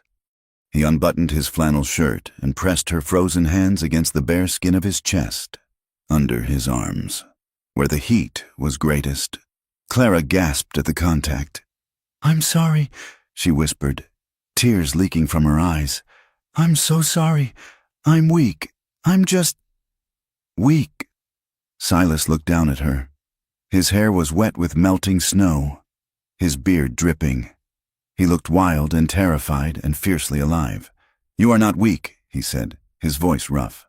"You are freezing. There is a difference." He held her there, rocking her slightly. He rubbed her arms through the blankets. He spoke to her, not as a master speaks to a servant, but as a man speaks to the only thing in the world he is afraid to lose. "Breathe," he commanded gently. "Feel the heat. I have you. I have you." Clara looked at him. She felt the warmth of his skin against her palms, the steady thud of his heart beneath her fingertips. The defenses she had built, the walls of propriety, of class, of fear, began to crumble. She wasn't just a problem to be solved. She wasn't just a housekeeper to be managed. She was real to him. Desire, sharp and sudden, rose up alongside the fear. She wanted to burrow into him. She wanted to stay in this kitchen, on this floor, with this man who roared at storms for her. Silas saw the look in her eyes. He saw the shift. He held her gaze for a long moment, the air between them charged with the smell of wet wool and ozone. Then, slowly, he withdrew her hands from his shirt, though he kept them clasped in his own. "Can you feel your fingers?" he asked hoarsely. "Yes," Clara whispered. "Good." Silas stood up, his legs shaking slightly. "I will get the brandy." In the days that followed, the dynamic in the house changed. The formality evaporated. They ate their meals together at the table, not in silence, but in a quiet companionship that felt more intimate than conversation. One evening, Silas told a story about a horse he had tried to break 20 years ago, a roan mare that had thrown him into a cactus patch. Clara laughed. It was a rusty sound, surprised out of her, but it made Silas smile, a genuine shifting of his features that took 10 years off his face. They would catch each other looking, long, weighted glances across the room. Silas would watch her reading by the fire, the light playing on her high cheekbones. Clara would watch him working at his desk, the way his brow furrowed when he did the accounts. The look said what their mouths could not yet risk. "I see you. I want you. I am afraid," but the world outside would not leave them be. A week after the storm, Clara had to go to town. The medical supplies for the ranch were low, and Silas had hurt his shoulder during the rescue in the snow. He needed liniment, and they were out of coffee. "I will go," Silas said, rubbing his shoulder. "You can barely lift your arm," Clara said firmly. "I will take the buckboard. It is daylight. The weather is clear. I will be quick." Silas didn't like it, but he couldn't drive the team with one good arm. "Take a rifle," he said, "and go straight to the mercantile and back. Do not stop." Clara drove into Granite Creek with her chin high. She ignored the stares of the men on the boardwalk. She ignored the way Mrs. Gable crossed the street to avoid walking near her. She went to the store, bought the supplies, and walked out with her packages. She was loading the buckboard when a shadow fell over her. Well now, if it isn't the little bird that flew the coop. Clara froze. She knew that voice. It wasn't Jude Coulter. It wasn't the gossip monger Grady. She turned slowly. Standing by the alley mouth was a man named Dawson. He had been the stable master at the Curtis house in Laramie. He was a big man with a face like a slab of raw meat and eyes that were too small for his head. He was the man who had seen her leaving the ball in Cheyenne. "Dawson," Clara said, her voice steady despite the ice in her veins. "Mister, Curtis was real unhappy when you left." "Clara," Dawson said, stepping closer, "he felt you owed him. He felt you stole from him. I stole nothing. You stole his reputation," Dawson sneered.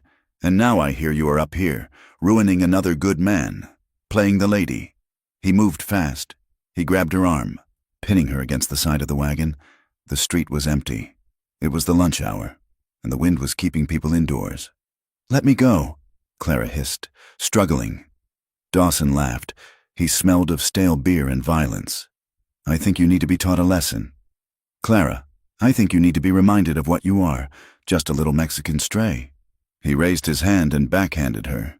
The blow caught her on the mouth. It split her lip. Her head snapped back, hitting the wood of the wagon. But Clara was not the same woman she had been in Laramie. She had survived blizzards. She had survived Silas Mercer's silence. She had calmed a stallion in a gale. She didn't scream. She reached into the pocket of her coat and pulled out the small, sharp paring knife she had bought at the mercantile. She slashed at his hand. The blade caught Dawson across the knuckles. He yelled and let go, stumbling back, clutching his bleeding hand.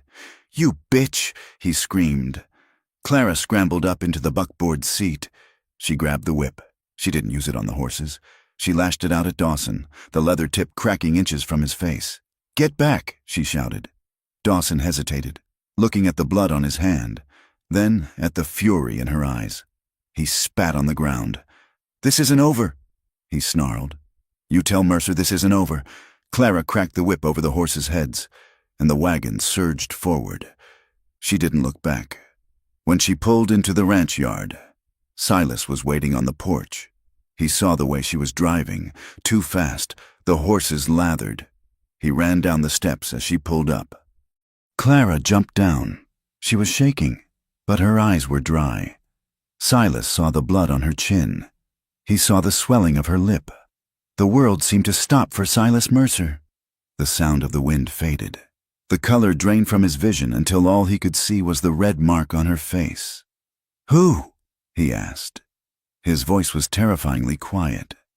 Clara wiped her mouth with the back of her hand. "A man from Laramie. Dawson. He was waiting." Silas didn't shout. He didn't rage. He turned and walked into the house. Clara followed him. "Silas." "Wait." He walked to the gun cabinet. He took out his revolver, checked the cylinder, and snapped it shut. He took a box of cartridges and put them in his pocket. "I'm going to kill him," Silas said. It was a statement of fact, like saying the sun was going to set. "No!" Clara grabbed his arm. "Silas, stop! If you kill him, they win. They will hang you. That is what Coulter wants. He wants you to lose control." Silas looked at her. His eyes were black holes. "He touched you. He hit me," Clara said, "and I cut him. I got away. Silas, please, do not become the monster they say you are." Silas stood there, his chest heaving. He looked at the gun in his hand. He looked at Clara's pleading face. He took a deep, shuddering breath and holstered the weapon. "I will not kill him," Silas said, "but I will not let him walk away." He strode out to the barn. He saddled Jupiter. He rode to the bunkhouse and called for Tom Brady and 2 other men. "Get your horses," Silas ordered. "We are going to town."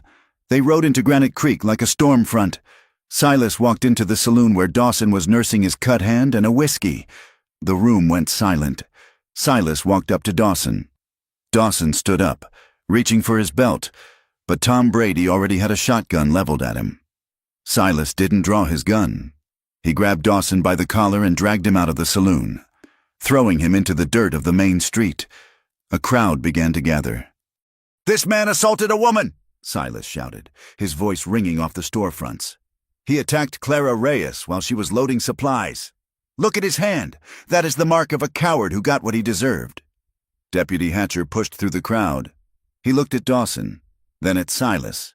He had a toothpick in his mouth. "What is the trouble?" "Mercer," Hatcher drawled. "Arrest him," Silas said. "Assault and battery." Hatcher looked at Dawson. Dawson smirked, holding his bleeding hand. "She attacked me. Deputy, crazy woman came at me with a knife. I was just defending myself." Silas took a step toward the deputy. "You see her face. You see the split lip. You think she did that to herself?" Hatcher shrugged. "I don't know what goes on in your house, Mercer, but I'm not arresting a man on the word of your housekeeper. The corruption was naked. It didn't even try to hide. Hatcher was bought and paid for. And the law in this county was a rental property owned by Jude Coulter." Silas looked around the circle of faces. He saw indifference. He saw amusement. He realized then that there was no justice here. Not for him, and certainly not for Clara. He looked at Hatcher. "You are a disgrace to that badge. Careful." "Mercer," Hatcher warned, his hand resting on his gun. Silas turned to Dawson, who was still on the ground. "If I see you on my land," Silas said, low and hard, "I will not bring you to the deputy. I will bury you where you fall." He turned and walked away, his men flanking him. He felt the eyes of the town on his back, heavy with judgment and hate. That night, the mood in the ranch house was somber. Silas sat at his desk, staring at a map of the territory. Clara sat in the armchair, holding a cold compress to her lip. "We cannot win here," Silas said. "The deputy, the judge, the merchants. Coulter owns them all." Clara lowered the cloth. "Then we should leave. Silas, I can go. If I leave, if you leave, they win." Silas cut her off. "And I am tired of letting them win." He stood up and began to pace. "I am going to Cheyenne. I will hire a lawyer. A real one. Not one of these local drunks. I will petition for a change of venue. I will document the fence cutting, the poisoned water, the assault. I will drag this whole rotten county into a federal court if I have to. It will cost a fortune." Clara said, "I have a fortune," Silas said. "And what good is it if I cannot use it to buy a little truth?" Clara watched him. He looked exhausted. But he also looked alive in a way he hadn't been when she first arrived. He was fighting. "I don't want to be the reason for a war," Clara whispered. "People will die." "Silas, people are already dying," Silas said. "My calves are dead. Your reputation is dead. This isn't about you being the reason. Clara, the reason is injustice. I sat in this house for 8 years and let the world rot because I was too sad to care. I am done being sad." He stopped pacing and looked at her. He walked over to the chair and knelt down, bringing his face level with hers. "Let me see," he said gently. He reached out and tilted her chin up. He examined the cut on her lip. His touch was feather-light. "Does it hurt?" "Only when I speak." Clara said, "Then don't speak." They stayed there for a long moment, the silence thick and heavy. Clara looked at his mouth. She saw the tenderness in his eyes, a tenderness that belied the violence he was capable of. She moved. It was an instinct, bypassing her fear. She leaned forward. She brought her face so close to his that she could feel the warmth of his breath. She breathed his name. "Silas." It was a confession. It was an invitation. Silas went still, his pupils dilated. He leaned in, closing the gap, and Clara pulled back. She jerked away, pressing her back into the chair, her eyes wide with sudden panic. "I can't," she gasped. "I'm sorry, I can't." Silas froze. He didn't lunge. He didn't get angry. He slowly rocked back on his heels, giving her space. "It is all right," he said quietly. "It's not," Clara said, her voice shaking. "I want to, God, Silas, I want to, but I am afraid. If I start, if I let you, then I have something to lose, and I always lose everything." Silas looked at her with a profound, aching sadness.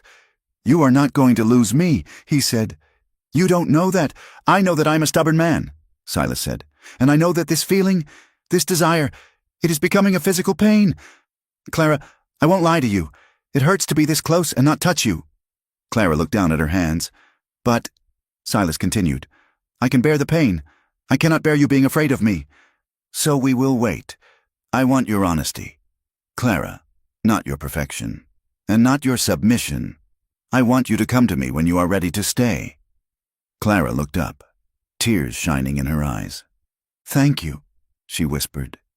The next morning, the war arrived on paper. A rider from the county court rode up to the porch. He didn't dismount. He handed a folded document to Tom Brady and rode off without a word.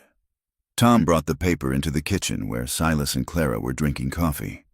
"It is a summons." "Boss," Tom said, his face pale. Silas took the paper. He unfolded it. He read it in silence, his face turning to stone. "What is it?" Clara asked, dread curling in her stomach. Silas laid the paper on the table. "I am being sued," he said, "for cattle theft. Coulter claims the calves we found were his, and that I altered the brands." "That is a lie," Clara cried. "It gets worse," Silas said. He pointed to a paragraph at the bottom of the page. "Witness testimony provided by Mr. A. Dawson and Mr. J.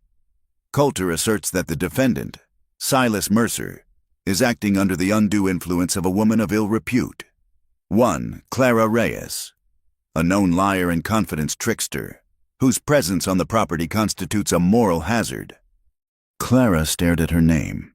It was there in black and white. Known liar. Ill repute. Her past had been weaponized. The ink looked like poison. "They are not just coming for the land," Silas said, his voice cold and final. "They are coming for you to get to the land." Clara looked up at him. She didn't cry. The fear had burned away, leaving something harder in its place. "Then let them come," she said. The Laramie County Courthouse in Cheyenne was a monument to the New Order of the West. It was built of stone and imported marble, designed to look like justice. But to Silas Mercer, it felt like a colder kind of wilderness. The air inside was stale, smelling of floor wax, old paper, and the sweat of men fighting for their lives or their money. Silas sat at the defendant's table, his hands resting on the polished oak. He wore his Sunday suit, the wool scratching against his neck. Beside him sat Arthur Finch, a lawyer Silas had hired from Denver, A man with ink-stained fingers and eyes that missed nothing. Across the aisle, Jude Coulter sat with his legal counsel. Coulter looked relaxed, leaning back in his chair, whispering to his attorney, a local man named Pendergast who had a smile like a spread trap. The hearing was technically a preliminary inquiry into the charges of cattle theft and brand alteration, but everyone in the room knew it was a trial of character.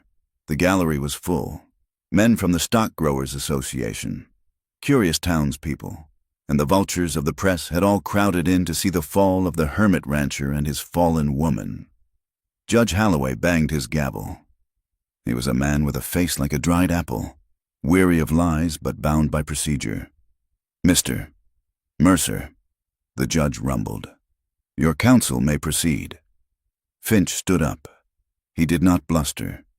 He laid out the facts with surgical precision. He presented the fence wire, cut with commercial cutters. He presented Silas's ledger books, kept in Silas's own meticulous hand, documenting every calf born and branded for the last decade. He presented the testimony of Tom Brady, who swore on a Bible that the calves found near the creek were Mercer's stock, their mothers grazing nearby. It was solid evidence. In a sane world, it would have been enough, but Pendergast rose like oil separating from water. "Your Honor," he said smoothly, "ledgers can be forged. Wire can be cut by anyone. What we have here is a pattern of behavior. A man living in isolation, desperate to maintain his holdings, falling under the influence of questionable company." He called his witnesses. They were men Silas had never seen, or drifters he had fired years ago. They told polished lies. They claimed they had seen Mercer riders hazing Coulter cattle. They claimed Silas had bragged about taking what was his. Then Pendergast called Clara Reyes to the stand. The room went quiet. Clara stood up from the bench behind Silas. She was wearing the same dark blue dress she had worn to the ball, her hair pulled back severely. She walked to the witness chair, her boots clicking on the hardwood. She felt the eyes. It was the ballroom all over again, but stripped of music and champagne. These eyes were not just curious. They were judging. They were waiting for her to break. They were waiting for the hysterical Latin woman or the seducer to appear so they could justify their prejudice. Clara sat. She placed her hands in her lap, clasping them tight to stop the trembling. "State your name," the bailiff said. "Clara Reyes." "Miss Reyes," Pendergast began, leaning against the railing. "You are currently employed as the housekeeper for Mr.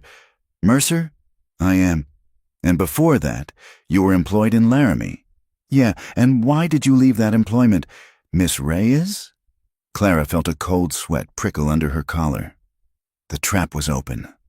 "I left because the situation had become untenable," she said, her voice low but steady. "Untenable." Pendergast smiled.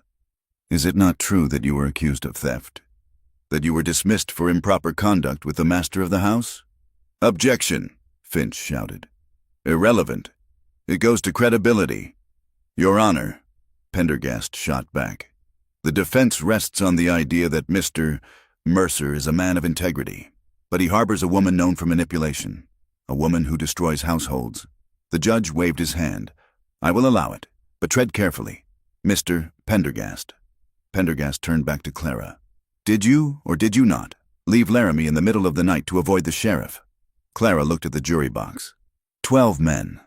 None of them looked like they would understand the terror of a woman cornered in a pantry. "I left because I was not safe." Clara said, "I stole nothing." The accusations were lies told by a man trying to cover his own sins. "Ah," Pendergast said, his voice dripping with mock sympathy. "Always the victim, aren't we? It is never your fault, just like it is not Mr. Mercer's fault that his neighbor's cattle keep ending up in his herd. It seems you have a contagious effect, Miss Reyes, wherever you go. Decent men seem to lose their way." Clara felt the room shrinking. The words hit her like physical blows. Contagious. Improper. Manipulation. It was the voice of every person who had ever looked down on her, magnified by the authority of the law. She felt the instinct to shrink, to weep, to beg for mercy. That was what they wanted. They wanted the breakdown. She looked at Silas. He was sitting at the defense table, his body turned toward her. He was not looking at the judge or the lawyer. He was looking at her. His face was pale with fury, but his eyes were steady. They held hers, anchoring her. "I won't let them decide who you are," he had said. Clara took a breath. She sat up straighter. She let the shame wash over her and fall away, leaving only cold, hard truth. "I am not on trial here," she said clearly. Her voice carried to the back of the room. "And neither is my past, Mr. Mercer is a good man being hunted by a greedy one. You can paint me as a villain if it pleases you, sir. But it does not change the brands on those calves." Pendergast sneered, opening his mouth to strike again. But before he could speak, a commotion started at the back of the room. "Your Honor," a voice called out. "I have something to say." The judge frowned. "Order. Who is this?" A woman stepped forward from the gallery. It was Mrs. Gable, the mayor's wife. She was wearing a hat with a stiff black feather and carrying a parasol like a weapon. She walked past the bailiff, who tried to stop her. "I am a witness," Mrs. Gable announced. The judge looked confused. A witness to the cattle theft? A witness to the character of the accused? And the character of the accuser, Mrs. Gable said. She looked at Jude Coulter, who suddenly looked very uncomfortable. "Let her speak," Finch said quickly. "Mrs. Gable took the stand. She smoothed her skirts. "I was at the stock growers' ball," she said. "I saw Miss Reyes, and I saw Mr. Coulter and his friends. I heard the lies they were spreading that night, and I saw Mr. Sterling, a known associate of Mr. Coulter, assault Miss Reyes verbally." She turned to look at the jury. "Mr. Mercer behaved with honor," Mrs. Gable said firmly. "He defended a woman who was being hunted for sport by men who should know better. If Miss Reyes says she left Laramie to escape a predator, I believe her, because I saw the wolves in this town try to tear her apart." And she stood her ground with more dignity than any man in this room. The courtroom erupted in whispers. Mrs. Gable was the definition of Cheyenne society. Her word was gold. Pendergast looked like he had swallowed a lemon. But Finch was not done. "If it pleases the court," Finch said, holding up a piece of paper, "we have also subpoenaed the bank records of Deputy Hatcher." The deputy, standing near the door, went rigid. "These records show 3 distinct deposits in the last month," Finch said, waving the paper, "each for $100, a sum far exceeding a deputy's pay. The source of the drafts is the Granite Creek Land and Cattle Company." Finch turned to Coulter. "That is your holding company, is it not, Mr. Coulter?" Coulter's face went gray. "And," Finch continued, "we have a sworn affidavit from a ranch hand who overheard Deputy Hatcher discussing the Mercer problem with Mr. Coulter's foreman, specifically mentioning that the law could be bent for the right price." The judge's face turned a darker shade of red. He looked at Deputy Hatcher. He looked at Coulter. "This hearing is recessed." Judge Halloway barked. "Bailiff, take Deputy Hatcher into custody pending an investigation into these financial irregularities. Mr. Coulter, you will not leave the city. It wasn't a verdict. It wasn't total victory. But it was a crack in the wall. The corruption had been dragged into the light." Silas stood up. He looked at Clara, who was stepping down from the witness box, her legs trembling. He walked over to her and offered his arm. "You were magnificent," he whispered. "I was terrified." She answered. They did not have time to celebrate. As they walked down the courthouse steps, a rider on a lathered horse skidded to a halt in the slushy street. It was Billy, the young rider from the Mercer Ranch. He was missing his hat, and there was dried blood on his jacket. "Boss!" Billy shouted, sliding off the horse. Silas was there in 2 strides, grabbing the boy's arm. "What happened? They hit us," Billy gasped. "Last night, while you were gone. 20 men. They didn't just cut fences. Boss, they raided the remuda. They took the horses. They shot Dutch in the leg. Tom?" Silas demanded. "Tom is holding the house." But they left a message, burned into the barn door. "What did it say?" Billy looked at Clara, then lowered his eyes. "It said, Evict the woman or we burn the rest." Silas's face turned to stone. He looked at the courthouse behind him, then at the darkening sky. The law was slow. Violence was fast. While they were arguing over ledgers, Coulter had made his move on the ground. "We are going back," Silas said. He turned to Clara. "You stay here. I will get you a room at the hotel. It is not safe." "No," Clara said. Silas looked at her. "Clara, they are threatening to burn the house. They are shooting men. And if I stay here?" Clara asked, her voice rising. "I hide in a hotel room while you bleed for me. I wait for a telegram telling me you are dead." "I cannot protect you there," Silas said. "I do not need you to protect me. Silas, I need to be with you. I am not a piece of china to be put on a shelf. If that is my home, then I am going back to it. I will not be the reason you fight alone." Silas looked at the fire in her eyes. He saw the terror there. Yes, but he also saw a fierce, unyielding loyalty. She was right. He couldn't leave her behind. Not anymore. "Get the horses," Silas told Billy. The ride back to the ranch was a descent into hell. The weather had turned. A norther was blowing in, dropping the temperature until the air felt like sandpaper in the lungs. The wind howled across the plains, driving ice crystals into their faces. They rode through the night, driven by fear. The darkness was absolute, a solid black wall that swallowed the road. Silas rode lead, trusting his horse to find the path. Clara rode behind him, wrapped in every blanket they had, her hands frozen to the reins. She thought about the message burned into the barn door. Evict the woman. They were using her as the excuse. They wanted to make the men of the ranch hate her. They wanted to make Silas choose between his land and her. "I will not let them win," she thought, bowing her head against the wind. "I will not be the weakness." They reached the ranch just before dawn. The wind had died down, leaving a heavy, ominous silence. The main gate was hanging off its hinges. The corral where the horses were kept was empty, the rails smashed. Tom Brady came out of the main house as they rode up. He was limping, his face gray with fatigue, carrying a Winchester. "Glad to see you, boss," Tom said. "We thought, well, we didn't know." "Dutch?" Silas asked, swinging down from the saddle. "He is in the bunkhouse. Bullet went through the thigh. Clean, missed the bone. Clara, you best get inside. It is cold enough to freeze words." The ranch went into survival mode. It was no longer a business, it was a fortress. Silas had the men board up the lower windows of the main house. They moved the remaining supplies into the cellar. They set up firing positions in the loft of the barn. The men worked in shifts, sleeping in their clothes, guns by their sides. The atmosphere was tight, brittle, like a wire stretched to breaking. That evening, the house was dark except for the glow of the stove in the kitchen. Clara was melting snow for water. The pump had frozen. Silas came in from the perimeter check. He looked haggard. His eyes were red-rimmed, his movements stiff. He hung his rifle by the door and walked to the stove, holding his hands out to the heat. "They are out there," he said quietly. "I can feel them. They are waiting for the storm to break." Clara watched him. She saw the weight pressing down on his shoulders, the guilt. He blamed himself for everything, for the raid, for Dutch's leg, for the danger she was in. She walked over to him. She didn't ask if he wanted coffee. She didn't ask about the plan. She reached out and took his face in her hands.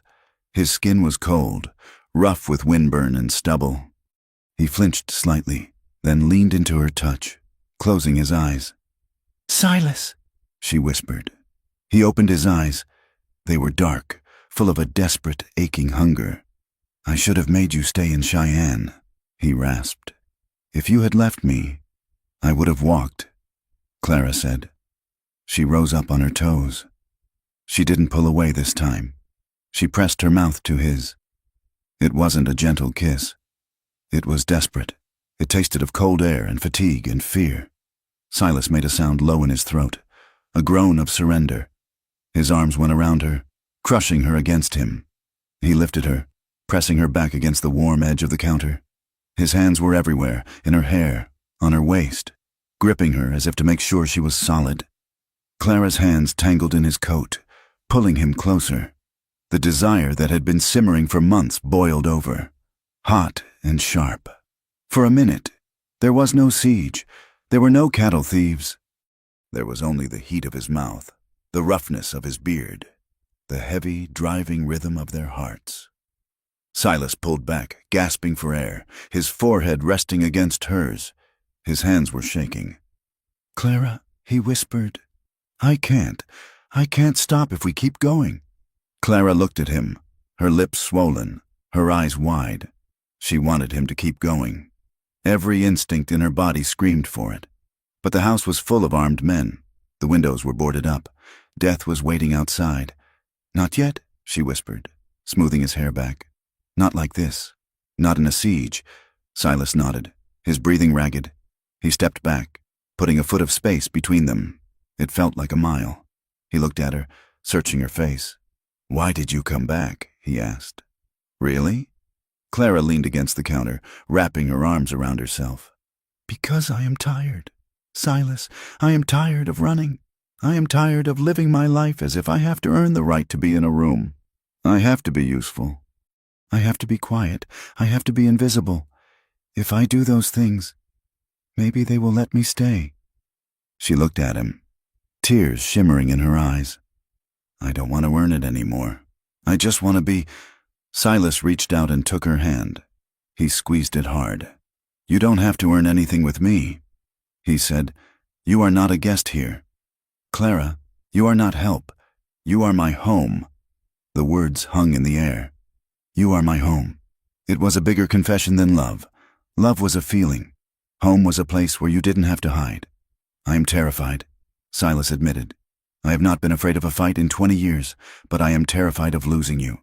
If they hurt you—" "They won't," Clara said fierce. "We won't let them." The next morning, the escalation arrived. It didn't come with gunfire. It came with the official stamp of authority. The sun had barely risen when the lookout shouted, "Riders coming!" Silas grabbed his rifle and ran to the porch. Clara followed, staying low in the doorway. A group of 10 men rode up the drive. They weren't hiding. In the lead was Jude Coulter, wearing a heavy fur coat. Beside him was a man with a tin star, not Deputy Hatcher, but a man from the neighboring county jurisdiction, a man Silas didn't know. Behind them were 8 hired guns, men with hard faces and Winchesters resting on their saddles. Silas stepped out, his rifle held across his chest.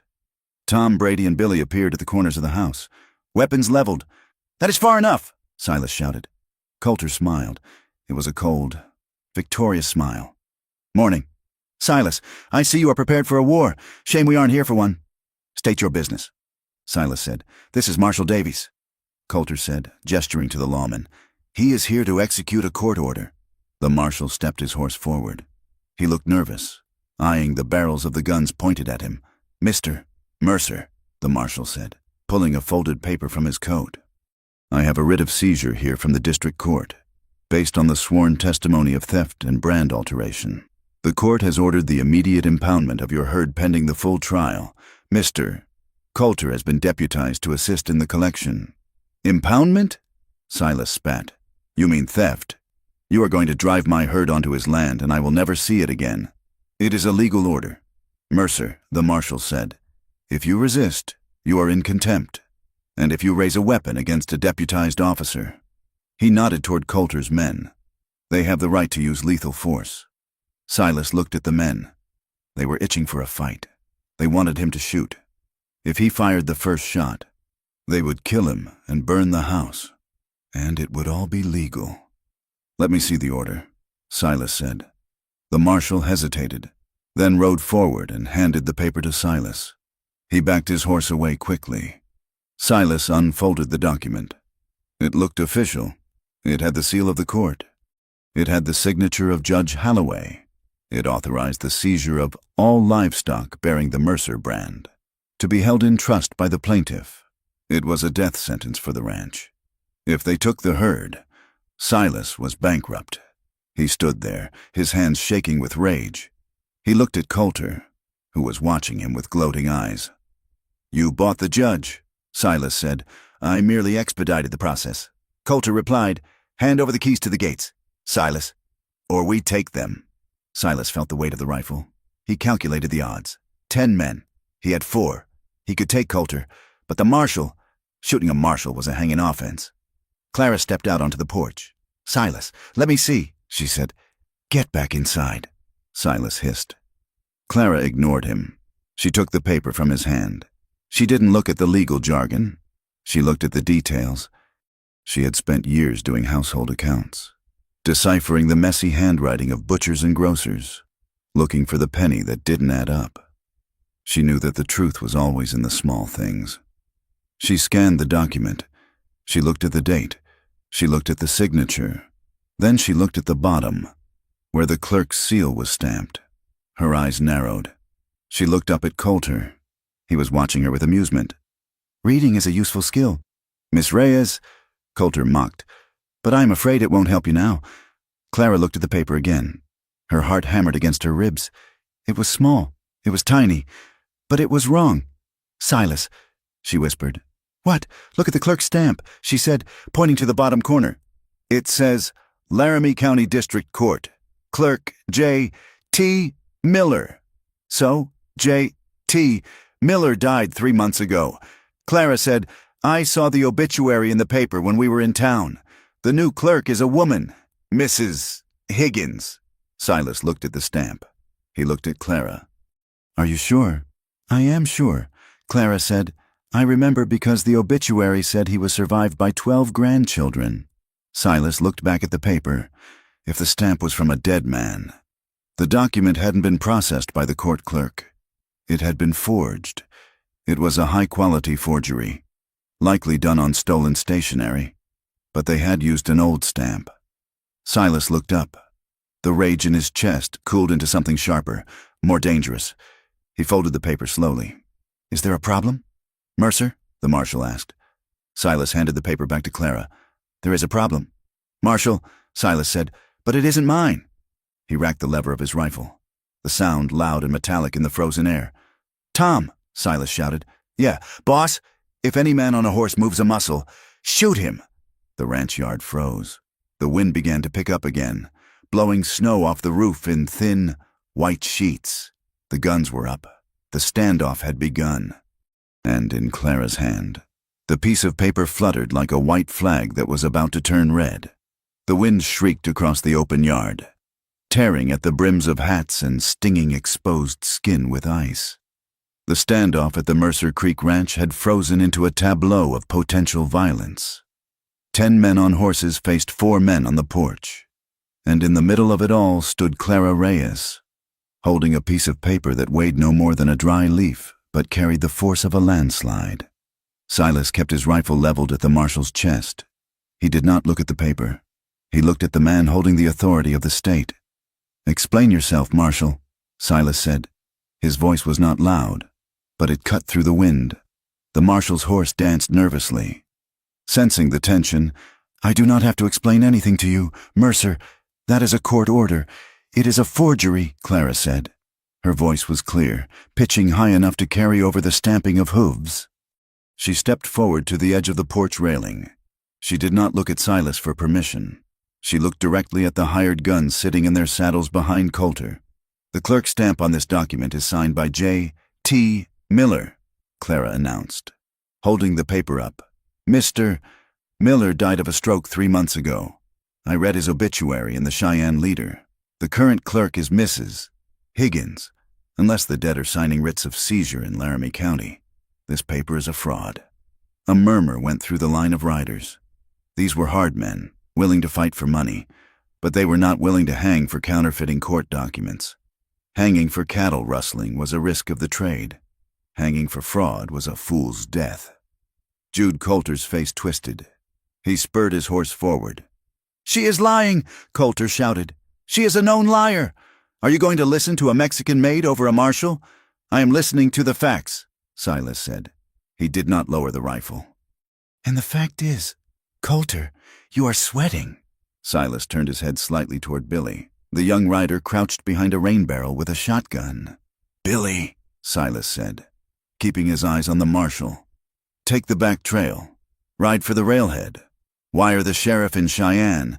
Tell him we have a marshal serving papers signed by a ghost, and bring the deputy from the Carbon County line. He is honest. Billy didn't hesitate. He scrambled back and vanished around the corner of the house. A moment later, the sound of hoofbeats thundered away to the west, muffled by the snow. Coulter's eyes went wide. He pulled a revolver from his holster. "Stop him!" Coulter screamed at his men. "Shoot him!" Not a man moved. The hired guns looked at the house, bristling with the rifle barrels. They looked at Silas Mercer, who stood like a statue of judgment, and they looked at the paper in Clara's hand. "If you fire," Silas said, his voice dropping to a gravelly rumble, "you are not enforcing the law. You are committing murder during the commission of a felony, and I promise you, I will empty this magazine into the first man who lifts a barrel." The marshal looked at Coulter. He looked at the paper. He slowly lowered his hands to the pommel of his saddle. "We will wait," the marshal said. "No," Coulter snarled. "We take the herd now. We wait," the marshal barked. "If the paper is good." "Coulter, we have nothing to fear from the sheriff." "Do we?" Coulter went silent. His face was a mask of impotent fury. He knew the clock had just started ticking, and it was counting down to his ruin. The hours that followed were a grueling endurance test. The snow began to fall harder, dusting the shoulders of the men and the manes of the horses. No one dismounted. To dismount was to surrender the advantage. Silas stood on the porch, his arms aching from the weight of the rifle, but he did not lower it. Clara stood beside him. He had told her to go inside 3 times. She had refused 3 times. "I am not leaving you," she had said. So they stood together, watching the steam rise from the horses' nostrils. Coulter tried to break them. He rode back and forth along the line of his men, talking loud enough for the porch to hear. "Look at him," Coulter jeered, pointing at Silas, hiding behind a woman's skirts, the great Silas Mercer. "You know what they say in town. Silas, they say you lost your nerve years ago. They say you are just an old man playing house with a whore who—" Silas didn't flinch. He didn't blink. He let the insults wash over him like the wind. He knew what Coulter was doing. Coulter wanted Silas to snap. He wanted Silas to fire the first shot in anger. If Silas fired, the marshal could claim self-defense. "Don't listen," Clara whispered. Her hands were gripping the railing so hard her knuckles were blue. "I hear nothing but the wind," Silas murmured back. The cold bit deeper. One of the hired guns took a flask from his pocket and drank. The discipline was fraying. The horses were shivering. Then, Clara spoke up again. She didn't speak to Coulter. She spoke to the men. "You are cold," she said. Her voice was not taunting. It was practical. "There is coffee inside, hot stew. If you turn your horses around and ride away. No one has to die here today for a lie that isn't yours." "Shut up," Coulter screamed. One of the riders, a weathered man with a scarred nose, looked at Clara, then he looked at Coulter. "She is right about the stamp." "Ain't she, Jude?" the man asked. "Miller is dead. I remember the funeral. It is a clerical error," Coulter snapped. The rider shook his head. "That ain't an error. That is a trap, and I ain't stepping in it." He turned his horse. "Where you going?" Coulter demanded, reaching for his gun. "I am going home," the rider said. "I didn't sign on for forgery." He rode off. It started a cascade. 2 more men turned their horses, then 3. They were mercenaries, loyal only to the coin, and they could smell that the coin was counterfeit. "Come back!" Coulter yelled, his voice cracking. "Cowards!" Within 10 minutes, only Coulter and the marshal remained, and then, on the ridge line, a silhouette appeared. Then another.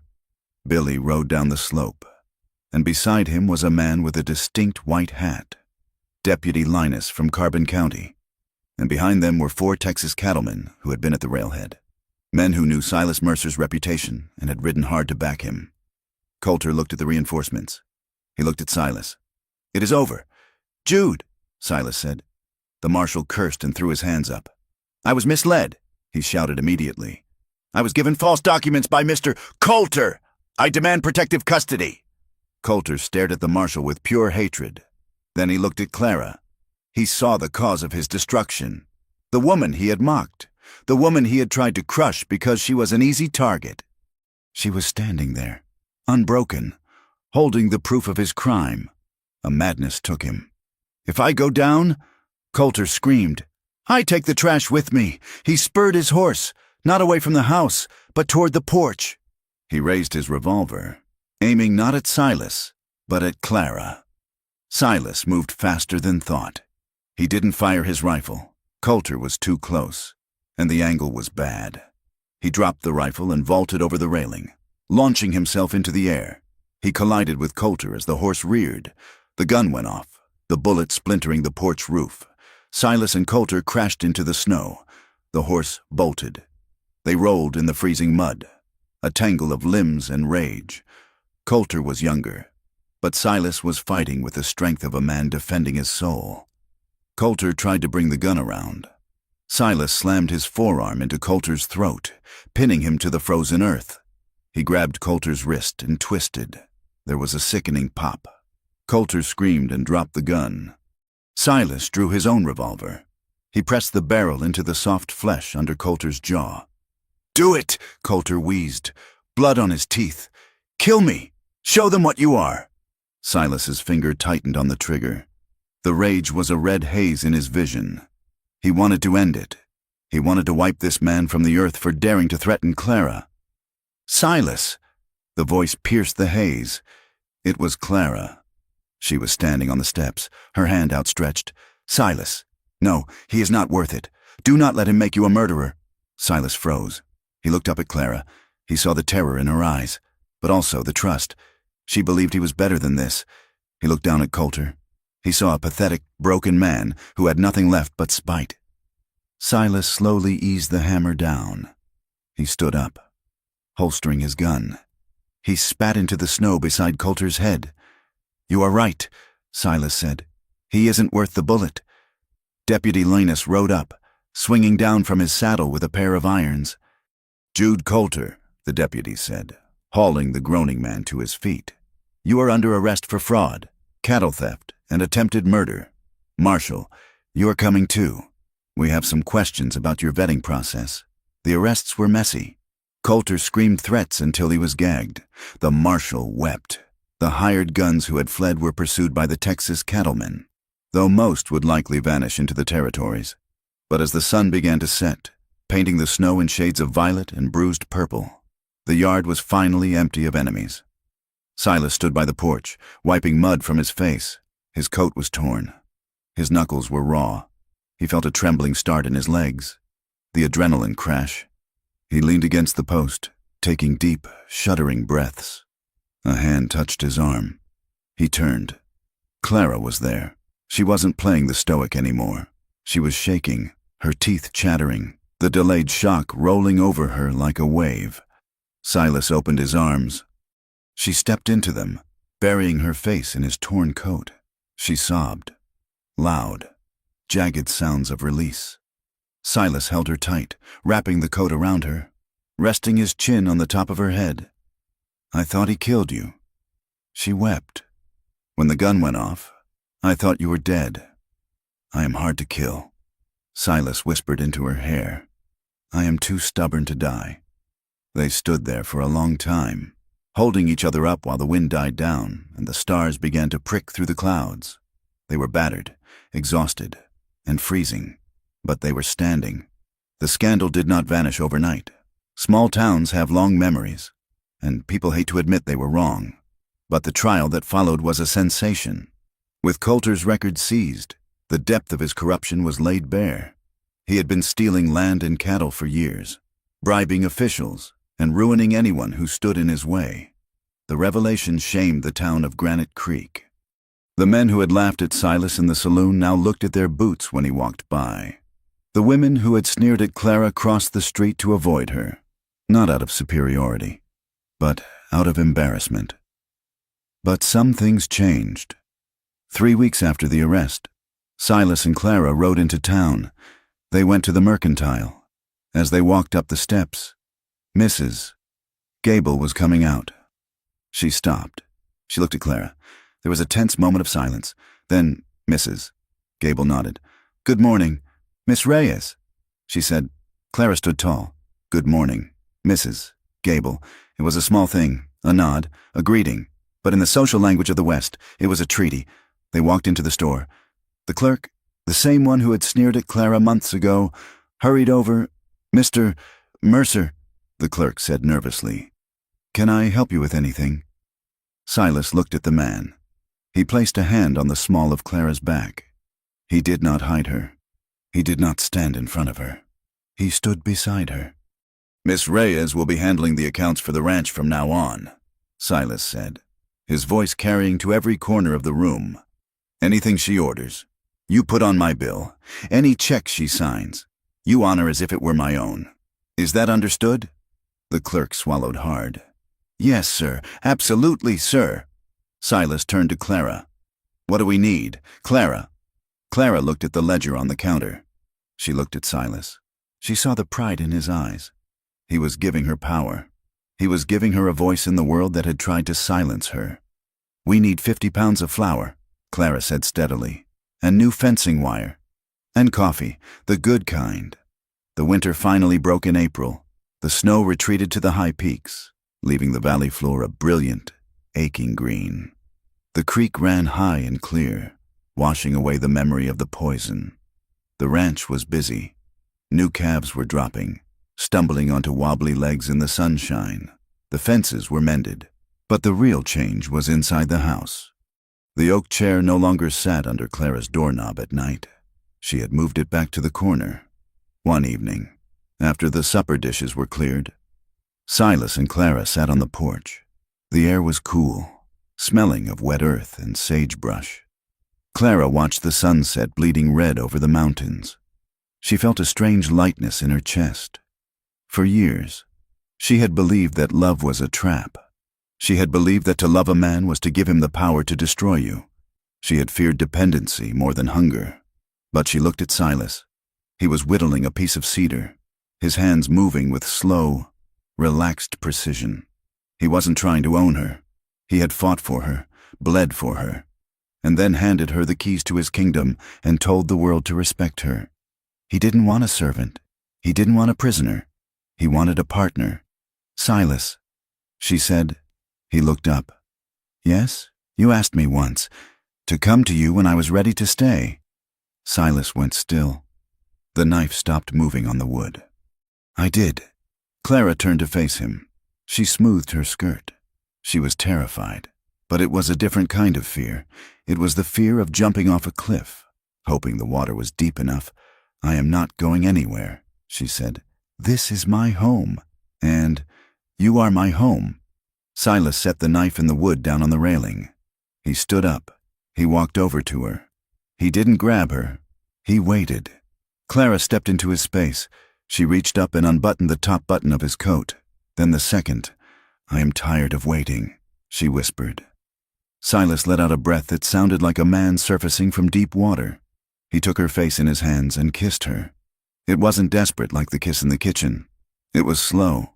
It was deep. It was a promise signed in breath and skin. He picked her up. She wrapped her legs around his waist, burying her face in his neck. He carried her inside, kicking the door shut behind them against the night. The house was not silent that night. It murmured with the sounds of two people unlearning loneliness. There was no shame in the dark. There was only the heat of skin, the roughness of calloused hands turning gentle, and the profound, shattering relief of being fully known and fully wanted. It was not a fantasy. It was clumsy at times, and fierce at others. A negotiation of bodies that had been solitary for too long. But when they fell asleep, tangled together under the heavy quilts, Clara did not dream of running. Morning came with a pale, golden light. Clara woke first. She lay still, listening to the steady rhythm of Silas's breathing. She looked at his arm thrown over her waist, heavy and possessive in sleep. She slipped out of bed, dressing quietly. She went downstairs to the kitchen. She built the fire in the stove. She put the coffee on to boil. She opened the ledger book on the table. She was not just the woman who warmed his bed. She was the woman who balanced the books. She was the woman who hired the men. She was the woman who kept the world running. Silas came down 20 minutes later. He was dressed for work, his hair wet from washing.